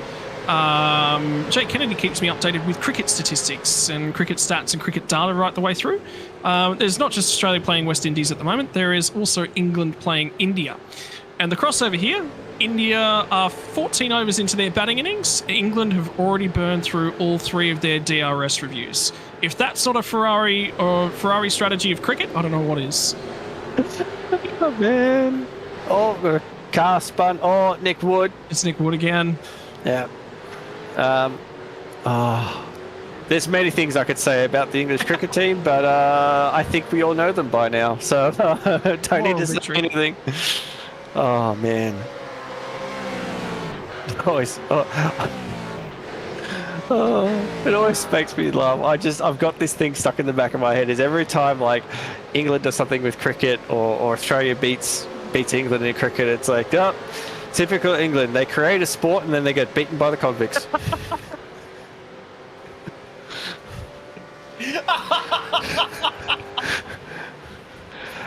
I think I've just broken Scott. He's gone.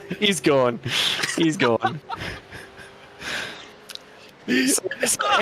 So we might continue on this broadcast because I think Scott's got to collect himself. He might be back in about 10 minutes. I'm good. You've done me, Mez. I don't know what I was expecting, but that wasn't it. At the moment, Matt van der Kraan is punching out quite well in terms of his lap pace. He's ranging up on the back of Dan Hall. Dan Hall, remember, has completed his final pit stop. Let's go through the list of drivers that have completed their final stops because they're all just about close together at this point in time. Ken Latta leads the way, sits 4th on the track. Damien Cross is in behind him, and I don't believe Damien Cross has actually finished his final stop. I think he still has one more to go. Troy Stonestreet's going to jump in from P2 into the pit lane at this point in time. Ken Latta leads the way in terms of that pack. Michael Talianchis to P2. Rob Crisdale, P3. Dan Hall, P4. And then Matt van der Kraan at the moment. This is really, really important for this strategy. He was, 5 seconds back from Ken Latta? Well, at the moment, that would put... 5 seconds back from Scott Gamble. At the moment... Ken Latta would be ahead by a couple of seconds, and there would be not very much in that one whatsoever. And guess what, boys? We've got 11 laps to go. Yep, I was having a quick flick through that, and you're right. From what I'm seeing, based on rough stop times, it's about 25 seconds from end to end. It's currently 22.5 seconds between Gamble and Latta, so there will be about a 2-second gap. So if you can manage to push this gap out at the moment, Scott Gamble's lap times have been significantly quicker. 35.3 for Gamble, a 36.1 for Latta. So at the moment, this gap is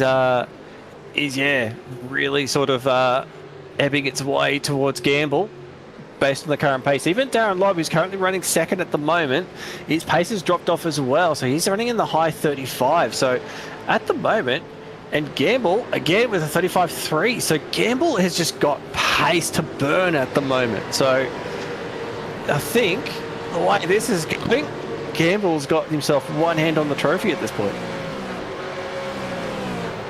Really interested just to see how it's all going. Scott Gamble's going to pit from the race lead at this point in time, and this is going to be critical. This will tell us what the margin is. He will need some time to hunt them all down. There's some support for a Robert Crisdale win. I think he's just a little bit too far back. I just don't know if he's going to get it done. He's going to have to save some fuel to get across that line, but at the moment, he is starting to zero in on Michael Talianchich. As it currently stands, Ken Latta gets his way on and through, and will assume effective race lead, but it's not by much. It's only going to be a couple of seconds, and Gamble is going to have 10 laps to run him down. Fresher tyres. Here we go, V8 Veterans fans. If you're here for a show, it's now the Scott Gamble show. It's time for the 543 to light them up. And the big critical thing that I went back to have a double quick look at, no traffic. Look, there's clean air between Ken Latta and Scott Gamble.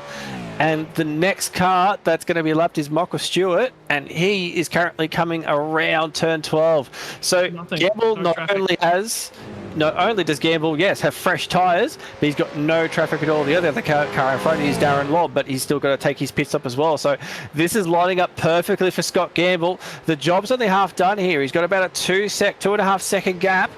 So now Gamble's got to get the foot down and get after him. Confirmation Darren Lobb still does have another pit stop to do. Last time by, what was the lap time for Kenny Latta? It was a 35.761. Fresh tyres, they're into the 39s, the 33s, these drivers. And it could be that he wipes 2 seconds out of him on this lap. Well, the margin at the start of the lap for these guys was in the realm of right on about 3 seconds. It's half that already, so it's not going to take long for Scott Gamble to get here at all. He is going to be here in a matter of seconds. The big marker, though, is how far back is Michael Taliancic going to fall. That could be huge. It could be critical. At the moment, I'm going to drop Darren Lobb. I reckon he might pop out in P3 when all is said and done. And he will have fresh rubber, and he will get the opportunity to go on the offensive. So anything could happen here, and there will be a battle between Chris Dale, Dan Hall, and Matt Vanderkraan. And the problem is, Vanderkraan on those new tyres, he's starting to stall out. He's made mistakes. 36.9 on the most recent lap. Very slow for Matt Vanderkraan.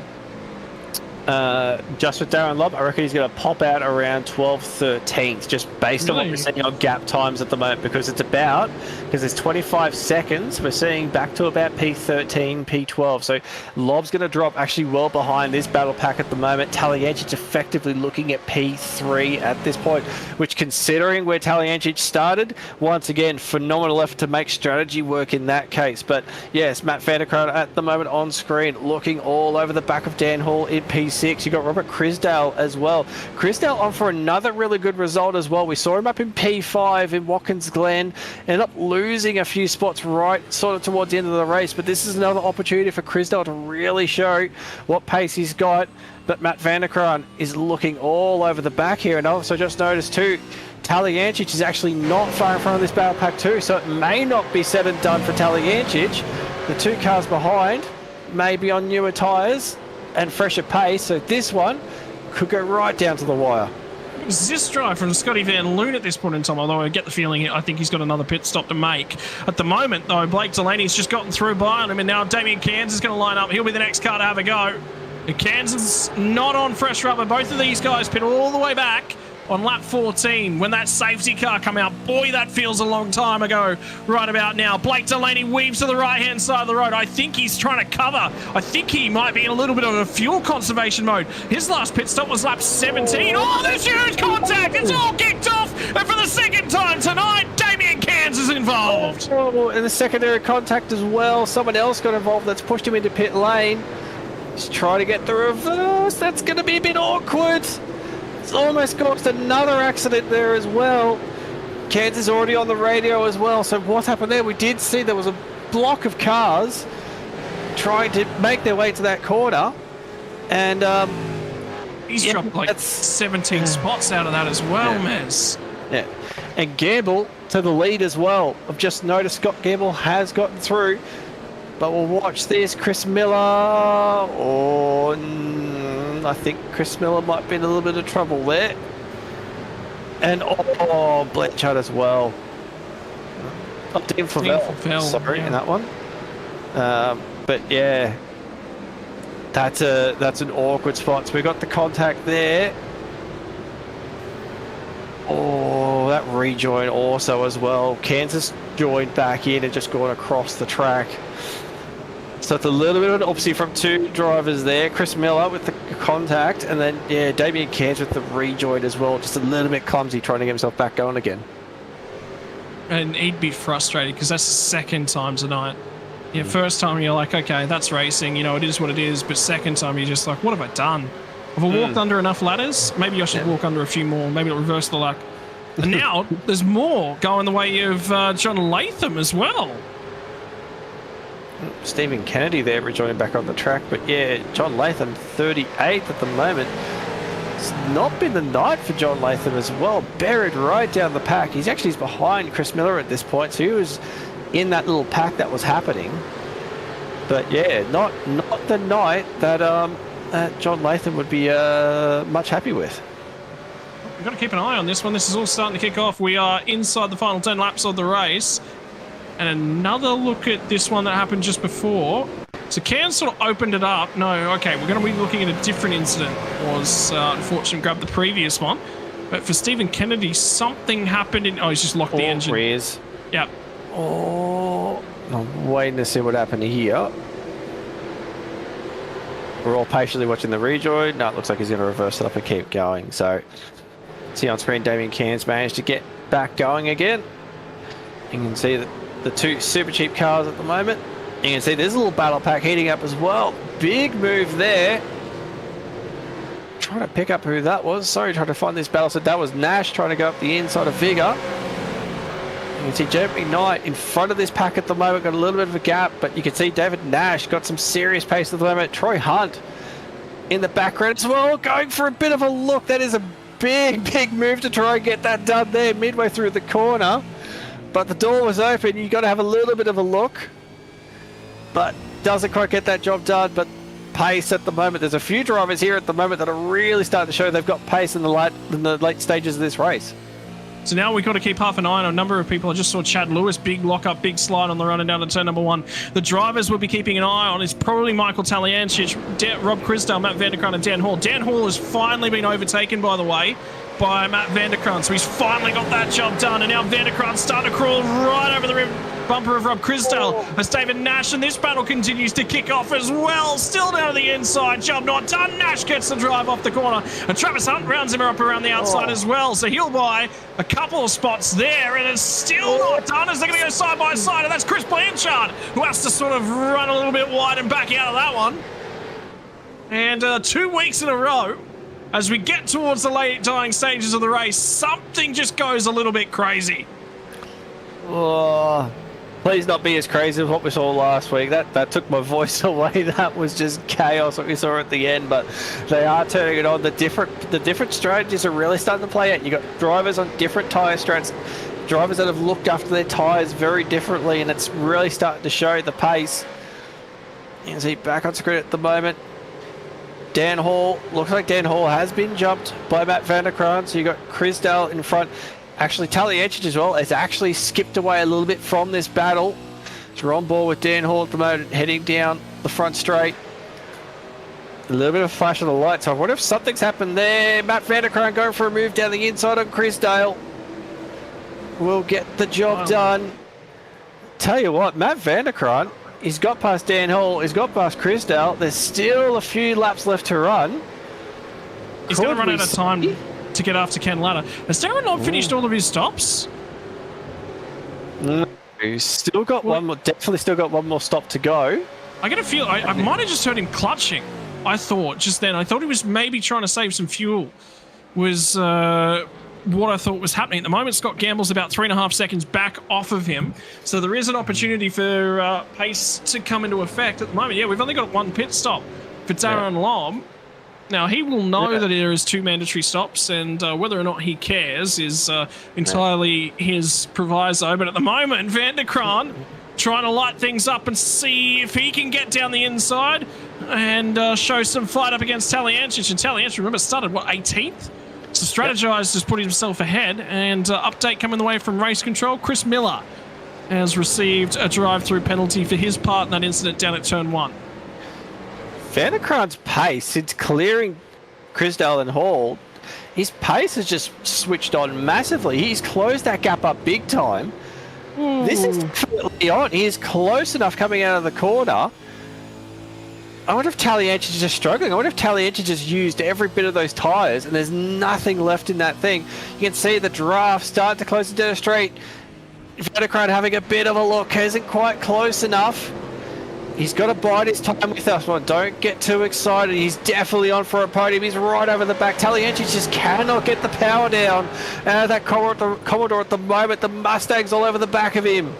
Get a drive. Get a drive. Get up to the high side. Carry some momentum. Looking to try to get up alongside of Tally, and Tally shut the door. There was no overlap, riders. They got their Tally's been turned, and Vandergraan tumbles through the order. And well, I said you had to be a little bit circumspect if you're Michael Taliancic. I just don't think you needed to cover that one. Oh, and there's a lot of damage on that car. It is crabbing big time. There's got to be a lot of rear diff damage. And it's caused another incident. You got one of the WK cars, Blanchard. Blanchard and Rick Figure, I think it was. Oh, they did that before, not too long ago. They got into each other, but they've both managed to keep going. Looks like down the inside. Rick Figure's been past there. I can't quite catch. I think that's Michael Quain that's got the job done there. But that's massive. We were there's contact again. What is going on? The last few laps. You can see Taliancic, that car is bent up. Oh, that is a massive run over him. Whoa. Did Taliancic cross a black cat or something? Like, how is the last half of this race? It has just gone from bad to worse. He is tumbling down the order. That is incredible. We still like to see a replay of that first incident with Matt Vanderkruijs, but this has just gone from bad to worse for Taliancic. Now, Maz, I'm going to say something that's probably not going to be agreed by all the drivers. It's after 10 o'clock. Is it after these guys' bedtime? Because quite possibly went bed a long time ago. It's 10:04 at the moment. Now, Tally's in New Zealand, Lob's in New Zealand, so it's both after midnight for both of those guys. But for my marking, it's the last 4 minutes where things have just gone mental. I'm not quite sure. I'm not quite sure what's going on there. I think it's just clumsiness. I'm not sure if it's maybe just as silly as it sounds past a bit. You might be right. It is late at night. But it's just clumsiness, really. And we'll get a good look at this one. This is what I really want to see. I want to see what Taliancic's line was coming off the corner now. He left the gap there. Room. He left the gap. No. Why, Mez, would you leave the gap there and then cover it? Like, if you're going to cover it off early. I have no problem with the block. But don't block late. No, I'm actually going to stick up for Taliancic in this one. I think that was just not called for at all. I think that was just overexcited and that was just, clumsiness there. I honestly think Matt Vanderkruijs just saw opportunity and that was another incident. Was that Van Loon that was in that one? Tim Nicol. Greg Sharp, tap. Oh, same thing. Oh, it's just the same thing there. There was a little bit of a check-up in front as well, so it's probably not 100% Greg Sharp's issue. And again, just oh man, it's all gone crazy. And then we'll have a look at this one as well. So Taliancic is trying to go around the outside. That one, I don't know. Couldn't quite see that one, whether or not Taliancic should have been there. Coming off the corner, it's just a bit clumsy as well, I think, from both of them. That's it. It's just clumsiness that. Yeah, I can understand what you're saying about Taliancic. He holds a narrow line and then lets the car sort of drift up. Well, that's fine. Which is perfectly fine. I maybe I'm wrong, but I feel like I'm going to absolve Taliancic of any fault in that one because Vanderkruijs was just driving into a gap that was never, ever going to open up. You could see the curve was to appear. That was always going to end. As long as Matt Vanderkruijs committed himself to that move, that was always going to happen. I don't think it's fair to say that Taliancic should never have been there or should. It's self-preservation, seeing what was going to happen. Maybe Taliancic probably should have stayed a little bit to the left just in the interest of self-preservation. That's what I'm saying. Yep. Yeah. Exactly. I agree. I'm not saying that Tally's at fault. I'm saying Vanderkruijs at fault, but it's one of those ones where it's like, why did he need to cover it? Because, well, more than likely Vanderkruijs was going to get by. Yeah. Okay, so if you let him go this lap, and the other thing to think about is if he's going to get by anyway, okay, that's fine. Like, you're still going to have the championship lead, because the other side of the coin is that Ken Ladder's, you know, give him an opportunity to go after Ken Ladder. I don't think he's going to get there, but Matt van der Kraan's got an opportunity of chasing for a podium. Why cover that off? Why ruin a great night from an 18th on the grid? And that's, you know, he's sort of thrown away a great finish. And I have no problem with the cover from Tally. I just think it was late, and it was definitely very late. I think van der Kraan should have backed out, but it was very, very late from Tally. I don't even think it was a cover. I think it was just he was just letting the car run its natural line. That's the thing. I don't even think he intentionally covered. Like, hindsight is wonderful, but yeah, we could probably sit there and unpack this one for a fair while. But for the moment, one thing we do know for certain, Scott Gamble was the class tonight and will take a very, very impressive win. We're looking for Ken Ladder, Robert Crisdale.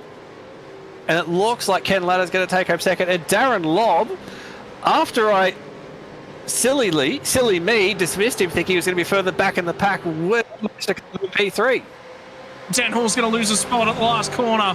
Well, that's frustrating for Dan Hall. He was on for a top 5 finish. He will still come home in P number 6, so it will still be a great night at the office in terms of point hauls. Van der Kraan has a question mark hanging over his head, and we won't resolve that one until post-race, and Brendan O'Brien is off the track for the second time in, I think, 3 or 4 laps as well. And finally, we're going to see the tail end of the top 20 finish it off. So your podium, ladies and gentlemen, is going to be Scott Gamble from Ken Ladder from Darren Lobb, which may see Ken Ladder sneak the series lead in a night marred with drama in the final stages. And Tally's going to come home outside the top 20. 23rd position. Oh, he's struggling to pull it up. Oh, yep. Yeah, that is, I'm going to steal the quote, forgive me, but that was massive championship implications in what we just saw with that incident, because that has dropped Taliencic right down the order. There's going to be a big, big load of points that Taliencic is going to lose. Ken Ladder home in P2. It's this championship. Oh, we can't wait to see what the standings are going to look like once the results come through, because this championship just got flipped on its head. Oh my word, this is going to be one that we will be talking about come the season finale.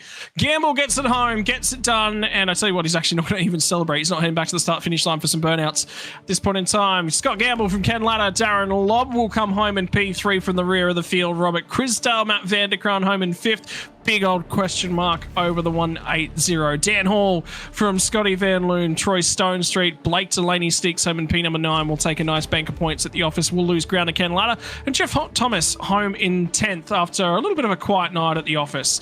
Dean Flavel is going to be in P11. Jamie McKnight, David Nash, Travis Hunt, Chris Miller, Chris Blanchard well, there was a lot going on from Chris Blanchard. Did those results just adjust because I think someone just grabbed a post-race penalty? I don't know who it was, but someone just grabbed a post-race penalty because those results just updated. Dean Flavel home from Jamie McKnight. And we're just going to do a refresh on the results here.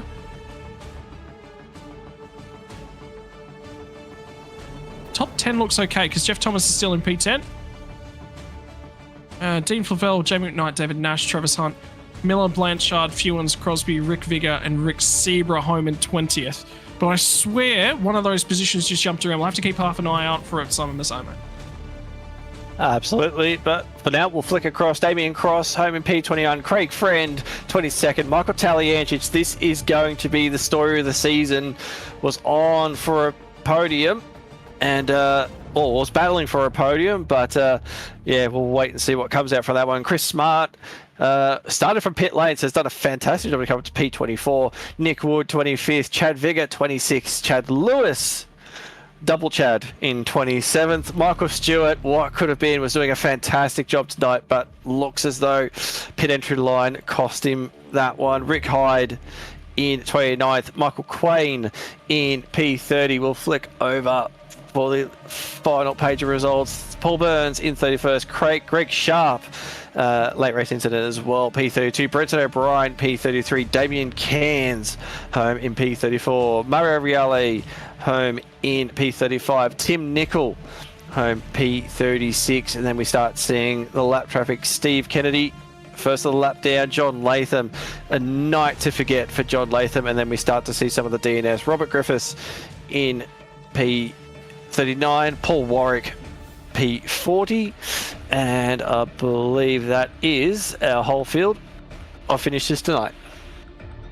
Yeah, well, that was all the racing, all the exciting. I know Paul Warwick won't finish the race, won't get points. Robbie Griffiths will get points for that one. I just heard Scotty Van Loon actually talking about his tyre percentages. 50% just about most of the way around. It was 60s on the front. And we might just see if we can grab and have a quick look. We'll do some provisional points for you to give you the update on how things stand post-race. Well, that one small mistake has changed the championship outlook. It will be Ken Latta provisionally. Remember, big old question mark that goes over all of these. Ken Latta ahead of Michael Taliensis by 29. He come into the round with what, a 20-point advantage? It was a 15-point advantage tonight. He leaves with a 29-point deficit. As how that changes up. Matt Vanderkraan, keep a big old question mark over that one. There will be impacting results in that one. Dean Flavel and Chad Lewis will be tied on points as well. Robert Crisdale and Michael Stewart had a okay night at the office, go down the toilet due to a pit lane penalty. Robert Crisdale just over there, popping up into 8th spot. So, yeah, there's a few movers through the field there. Dan Hall 11th, Rick Sibra 12th, Nick Wood 13th. So Nick Wood doing actually a really good job up in 13th. Chris Blanchard, Brenton O'Brien, P15, Jeremy McKnight 16th, Jeff Thomas and Travis Hunt 17th. And so the teammates 17th and 18th, Damien Cross 19th, and then Scott Gamble obviously not completing the full season. So in P20 for the moment.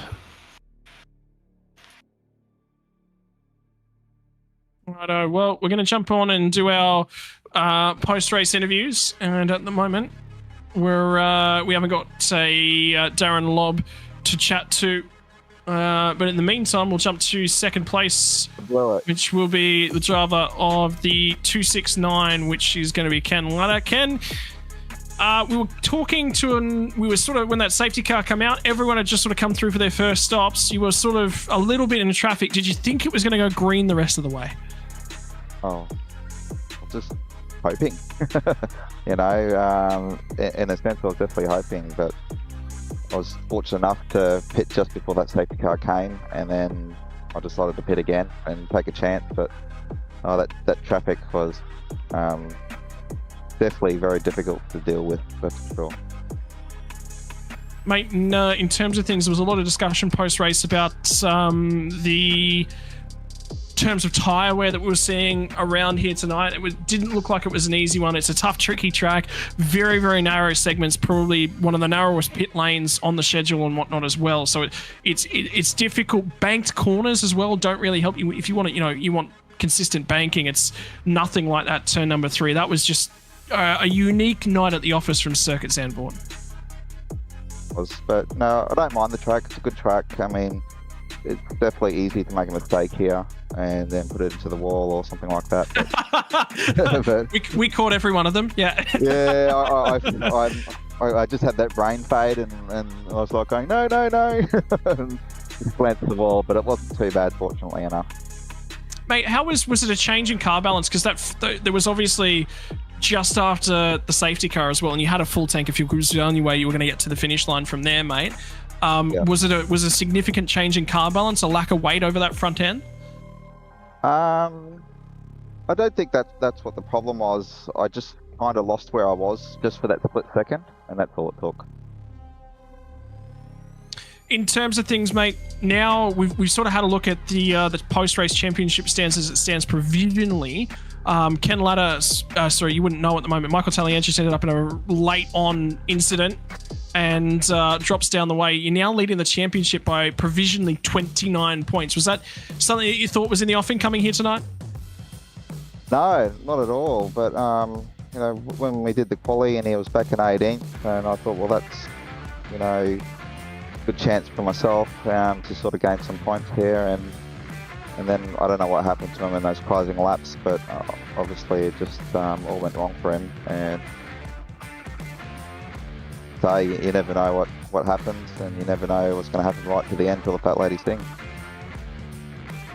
Mate, in terms of things, next week we're going to be heading to Sonoma. It's a tough and tricky track where it's sort of bounces all over the curbs. The car's never really kind of settled. It's up and down. You really got to tinker with that throttle. It's all about precision in terms of things at Sonoma. How's your confidence levels heading there next week? Yeah, pretty good. It's another one of those tracks where there's a lot of flowing sort of corners and not blowing corners all at the same time, I suppose, there. But I'm fairly confident there. We've done stops there a few times, so I don't sort of see really any issue there. As long as I can sort of get the time to put the practice in as normal. So, yeah. Mate, other than that, thank you very much for joining us again here tonight. Floor's all yours. To thank the sponsors that make it possible for Fishy Motorsports. Well done to Scotty. Done a wonderful job once again. And Lob for making it from last to third. Amazing effort. And you guys, Race Control, and also Early Beach, Fencing Batteries. I haven't even got the sponsors in front of me. I can't find them. And the Mazda Motor Group. That's all I can remember at the moment. Thank you very much, guys, and the Fishy Boys. DC Shades, remember DC Shades? Yeah, DC Shades. Can you remind? Help me out. Yeah, can you remind Dave? The only reason I remember that is because I only found out a couple of weeks ago. David Coleman's actually into blinds and shutters, ladies and gentlemen. He's not a sunglasses salesperson. This entire time I've known Dave, thought he was a sunglasses salesperson. So there you go. Right, I was disappointed. Yeah, because I was gonna. I've been panicking now, going, where are these fans? I can't find them. Mate, you tell him he needs to come out with his own sunglasses brand, and I'll be his first customer. Sounds good. All right, thanks for your time there, Kenny. Have a great night, mate. Awesome, thank you so much. And then finally, Mez, you're going to be on par with our race winner, the 543 of Scotty Gamble. Welcome, Scott, and congratulations. It was the middle stint introduced some challenges. That safety car sort of threw a curveball for everyone, but yeah, it seems like you had it all in hand. Yeah, how you going, Simon? Yeah, it did. It was interesting when it came out, and yeah, a few people took a little bit of shorter fuel, and others were able to get a double stop in. So it was, get the tyres back up during that middle stint, and then just really try and push on and see if we could make that time deficit back. Yeah, the one thing we were sort of really looking at, especially towards the end there when the pit stop started happening, was that gap we were seeing back to where Ken Latta was, who was effectively the leader at that point. Was that sort of where you were thinking about going, was staying out for as long as you can and actually try and bridge that gap as much as you can so that there isn't as much work to do once you had to do your final pit stop? Yeah, absolutely. I was looking at the lap times and just thought, well, if I maintain this pace, I'm taking a few tenths out each lap, or more, and that's going to be enough to gain that 26 seconds odd that I needed to find after that safety car on them. And yeah, and then with the fresher tyres, 10 laps on the fresher tyres, well, yeah, that was it was good. It felt good, light car, fresh tyres, loved it. Yeah, especially in these cars, fresh tyres is always good, but yeah, what was the thought process when that safety car did come out? Because we started to see the strategy start to line up a little bit, and obviously when that pit stop happened, it shook the field up a little bit. So were you worried at all when that safety car happened, or you felt like you were pretty confident in your pace? Yeah, I felt I was all right. I was in a good position. I was going to stick to my strategy. I was a little bemused that they made us go past him. I thought they would have picked me up as the leader, and that may have changed a few different things. But yeah, we had to go around the safety car after the pit stop and do another lap. So it was, it all played out. It was good fun. It was a good challenge because of that. People got those 2 stops in. So it made it interesting and really good open strategy for the field. Would have been good for you guys too, crunching the numbers, Oh yeah, we don't do numbers, no. I was doing basic math, plus and minus. I was looking at, okay, it's like 25 seconds, so what's 25 minus this number? I could figure that one out, so I'm doing all right with that one. But absolutely, and it's really showed how this compulsory pit stop rule is working this season, because you can see these sorts of strategies where people have gone one way, you've gone a completely different way, and but you've still managed to find a way to make it work for you and obviously pull out the win. Yeah, I was happy with it. We raced East Coast on Tuesday night, so that was a really good lead up to this. I mean, it was open sets, a little bit different people, but it was a really good practice session to get into it. So yeah, I felt I was all right. I knew Matt Vanderkrant. He's extremely fast. He's doing these cracking one lap pace laps at the moment that are super fast, but tends to be dropping off. So I'm not sure what's going on there, but yeah, he's super fast and coming along. So I think in the future, if he does some other races apart from Vets and that, he's really going to be, right up on the podium each week with at the Vets. That's for sure. Obviously, we head to Sonoma next week. Will we be seeing you there? Yeah, I should be there. I can't even remember what the track's like at Sonoma. So it may have been a while since we're there. I've got a couple other races I've got to practice for, and do some setups and get myself in tune with them. But yeah, we'll be there. Maybe not as prepared as what we were this week. Oh, good. Oh, well, congrats on the win again. And who would you like to thank for getting the job done? Big shout out to all the drivers in Vets. It's good fun. It's good to see them back chatting on the Discord again. It's really good, some jokes and a bit of laugh and banter, and yeah, that's what really makes Vets. It's a community, and it's good to see them home. Shout out to you guys. Thanks for the broadcast. Look forward to doing it again, and also to the teammates over at WKP Sim Sports. Thank you to Rebel Sports, Super Cheap Auto, Barella Cabinets, and the guys behind the scene, and John Van Ray. He's an absolute champion. He's always there and always got an ear to listen to, and does so much with the league. So thank you, John. Awesome. Well, congrats again, and hopefully we get to see you next one. Hope so too, Simon. Cheers. And looks like we've got Darren Lobb that's found his way down the paddock, and looks like he's bumped into his favourite commentator, Scott Rankin. Now, Darren, confirm or deny favourite commentator Scott Rankin, because you can always say Mez, mate. Oh, let me tell you, the bromance between the two of you. We'd make a good, what's the saying? We'd make a thruple. Is that it? I don't know how Yeaman's going to fit in the mix there, but Yeaman could be the mistress. Yeah, they sometimes say three's a little bit awkward, but I don't know. Four sounds good. But third sounds better. Come on, say it, Rankin. I've been broken twice tonight, so good. It's a good night at the office, mate. I had something lined up to say, but that's gone out the window now. In terms of things, you had to come from the rear end of the field. There was obviously a lot of drama right the way up and down in terms of things. But, mate, how does she compare as driving Circuit Park Zandvoort to driving sports cars in the late 2000s? It's definitely not as fun. I want some air flow through my face and that sort of. No, I'm kidding. That was actually pretty good fun. It's definitely not as good as racing in real life, but that was probably as exciting as I was ever going to get it. But I'm going to steal anyone else's thunder and basically tell you what happened in qualifying, just so that somebody else doesn't call me out on it at some stage and make me look like an idiot. I had a pretty good lap going, and that up and over down into that dipped right hand, I actually had a huge lockup with the front and went down an extra gear. So I was on, kind of exiting the last corner. I was looking like I was on for a 33.9, and I actually looked up at my fourth monitor to see what the lap times were, and unknowingly dropped a wheel off on the exit of the last corner, which gave me a 1x, and then I tried to climb on the brakes before the start-finish line so that I could quit out and do another lap, and inevitably didn't get the car stopped before I went over the start-finish line. So I royally butchered it in qualifying, and pretty damn tough to end up with third. I didn't think I was going to get near the top 10. It's very difficult to pass around here, so one safety car. That's not what I was hoping for. I was kind of those last 20 laps, I was just going, come on, a safety car. So anyway, it worked out nicely in the end. It was good fun.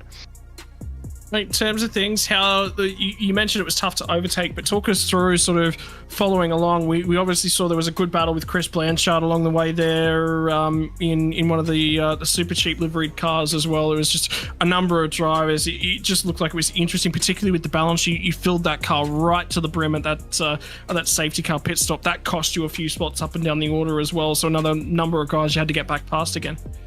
Yeah, that was just stupid. That was just not, Nash and I did the same thing, just not thinking. I still think I probably should have run that extra lap because I'd saved enough fuel to go an extra lap and then pit. But yeah, I filled it up to the brim, and I was hitting like stop filling, but I was actually on my fast repair. So that probably cost me, I don't know, 3-4 seconds maybe, which was a good couple of spots, maybe even more. And then I got caught on that lap leaving the pits behind Greg Sharp, and that allowed Ken and I think one other car to get ahead of us because he just left such a gap. And it was pretty good coming back through the field there. I just had absolute brain fade twice in a row with Blanchard trying to get past him. It was an extra late on the brakes or anything like that. All of a sudden I realized how hard it is actually to get it stopped for turn one when you're down the inside without the use of the banking. It just locks up and you just can't make that acute angle into turn one. So that was, I think, the second time that I cocked it up. He did nothing wrong. He gave heaps of room. It was just brain fade on my part. And then it was just a matter of kind of putting my head down, saving the tires, and just kind of trying to get back into the draft, because then you just suck into the back of someone quite quickly. And trying to make sure I had a little bit of tire underneath me, because I sure as hell had a shitload of fuel going. So, but I was surprised. The setup this week, when I had a look at it, just kind of the first thing that came to mind is this thing's going to be awful with a full tank of fuel. But it actually worked pretty good. I actually think I enjoyed it more with a full tank of fuel than I did with 50. Yeah, we got to speak a little bit earlier in the week, and the South African-Dutch connection was one of the things that was brought up for the V8 Veterans race this week. Mate, you made it to the podium, so do you have to say something about that connection? I don't know if I have to. I might start singing this Super Max song, Max Super Max. I think that's probably it. No, I'm kidding. I mean, there's obviously Afrikaans as one of the languages in South Africa. I mean, I can speak and understand Afrikaans, but I'm as English as a South African can be. But there are a lot of similarities between Afrikaans and Dutch, and the heritage that goes back. Not that makes you go any faster at a racetrack or any slower. Probably doesn't make you enjoy a racetrack any more or less. But I was pretty bummed after talking it up this week on the podcast that I was banging out for a win, and then I absolutely just snookered myself one in qualifying. I was kind of just going, this is bollocks. It's probably a bit of payback for talking shit about Nash last week, so a bit of karma came back and got me. Mate, we're off to Sonoma next week. How are you feeling about the twists, the turns, the climbs, and the dips, and the curbs at Sonoma, because they play a big factor. Another track where overtaking is difficult, so obviously qualifying is the first tick of the box next week. Scotty, before I go there, you guys know the rules better than I do. Just put me out of my misery here. I'm busy trying to read the rule book to find out if I actually had to take tires in my pit stop to make it tick the compulsory pit stop button. You do. Oh shit, then we're talking for... No. It has to go up on the jacks. Car has to go up on the jacks. Yeah, you don't have to take tires. You don't have to take tires. It will still go up the jacks even if you don't take tires. So you can take fuel only, the car still goes on the jacks. See, now I can get really excited about my last podium position, because I was a little bit nervous. That's why I've been so distracted. I was busy talking to Ken in the green room and going, shit man, I didn't take tires on my last stop. That's why I managed to jump everyone. And he was going, damn, I'm sure you have to take tires. So yeah, now I can be excited. And then we'll go straight with the swing of emotions and talk about Sonoma next week. I don't enjoy the track. I don't feel like even practicing there, so I'll do my usual. I'll do supercars in Z on Tuesday night as a bit of practice, and I'll rock up on Thursday, I think, and hopefully I'll turn my fortunes around. Okay, I'm reading the section at the moment. So basically, to complete a raised up on the jacks. Yeah, 3.14.1 to complete a compulsory pit stop, the car must be raised up on its jacks. It says nothing about tires. Good, happy days. And yeah, I definitely, because I know this definitely came up in conversation. I think it was around this camp in conversation, because it was people that needed to do a pit stop, but it was like they weren't even need to take tires or anything else. It was literally just pop on the jacks, drop down, off you go. I think it was like a race we did in East Coast. And it was Yeah. it's the same rule. So it's basically, like as long as the car's going to go up even if you take fuel. So it's literally take a liter of fuel, the car will go up, and that counts. Easy. Yeah, and that's exactly what I ended up doing. So I had JRT running, and I was kind of working out, like going down the straight and hit the button to go change tires, and I could see relative where I was going to come out. And yeah, I mean, it's kind of eight and a bit seconds to change tires versus getting up on the jacks and putting a liter in, I think, which was probably 1.5 seconds. So that probably made up for the cock up that I had in that first safety car period by overfilling it. But I guess to the same extent, if I hadn't overfilled it, I probably would have been right on Ken's bumper towards the end. But yeah, I butchered qualifying. I'll absolutely take a podium out of that. It looks like we're getting in for a nice tight championship battle with Taliancic struggling tonight. So that should be fun to watch in the next few races. Well, there's a lot of question marks.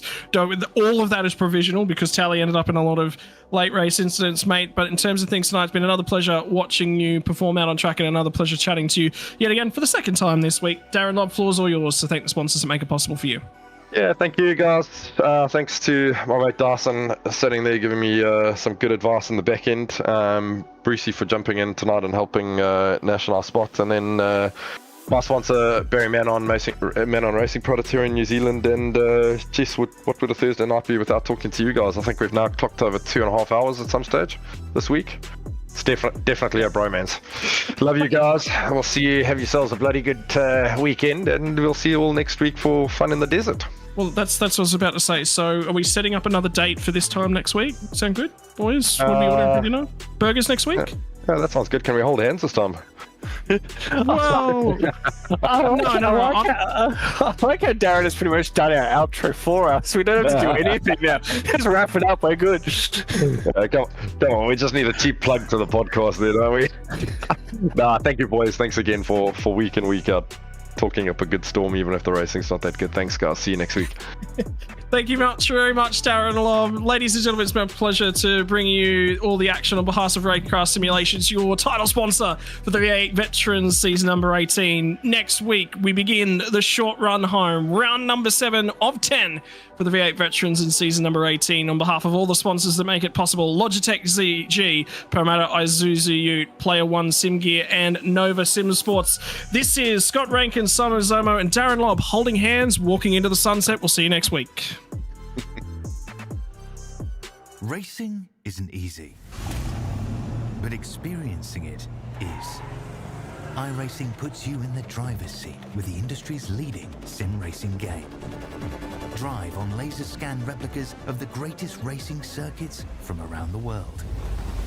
Go head-to-head against other drivers chosen by skill-based matchmaking to ensure competitive racing at every level. Compete across all your favorite series. In officially licensed cars, engineered to deliver the most accurate driving experience possible.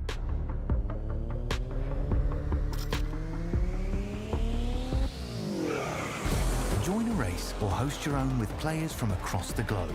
Race against the computer or in a league with friends. Feel the thrill behind the wheel. Visit iRacing.com.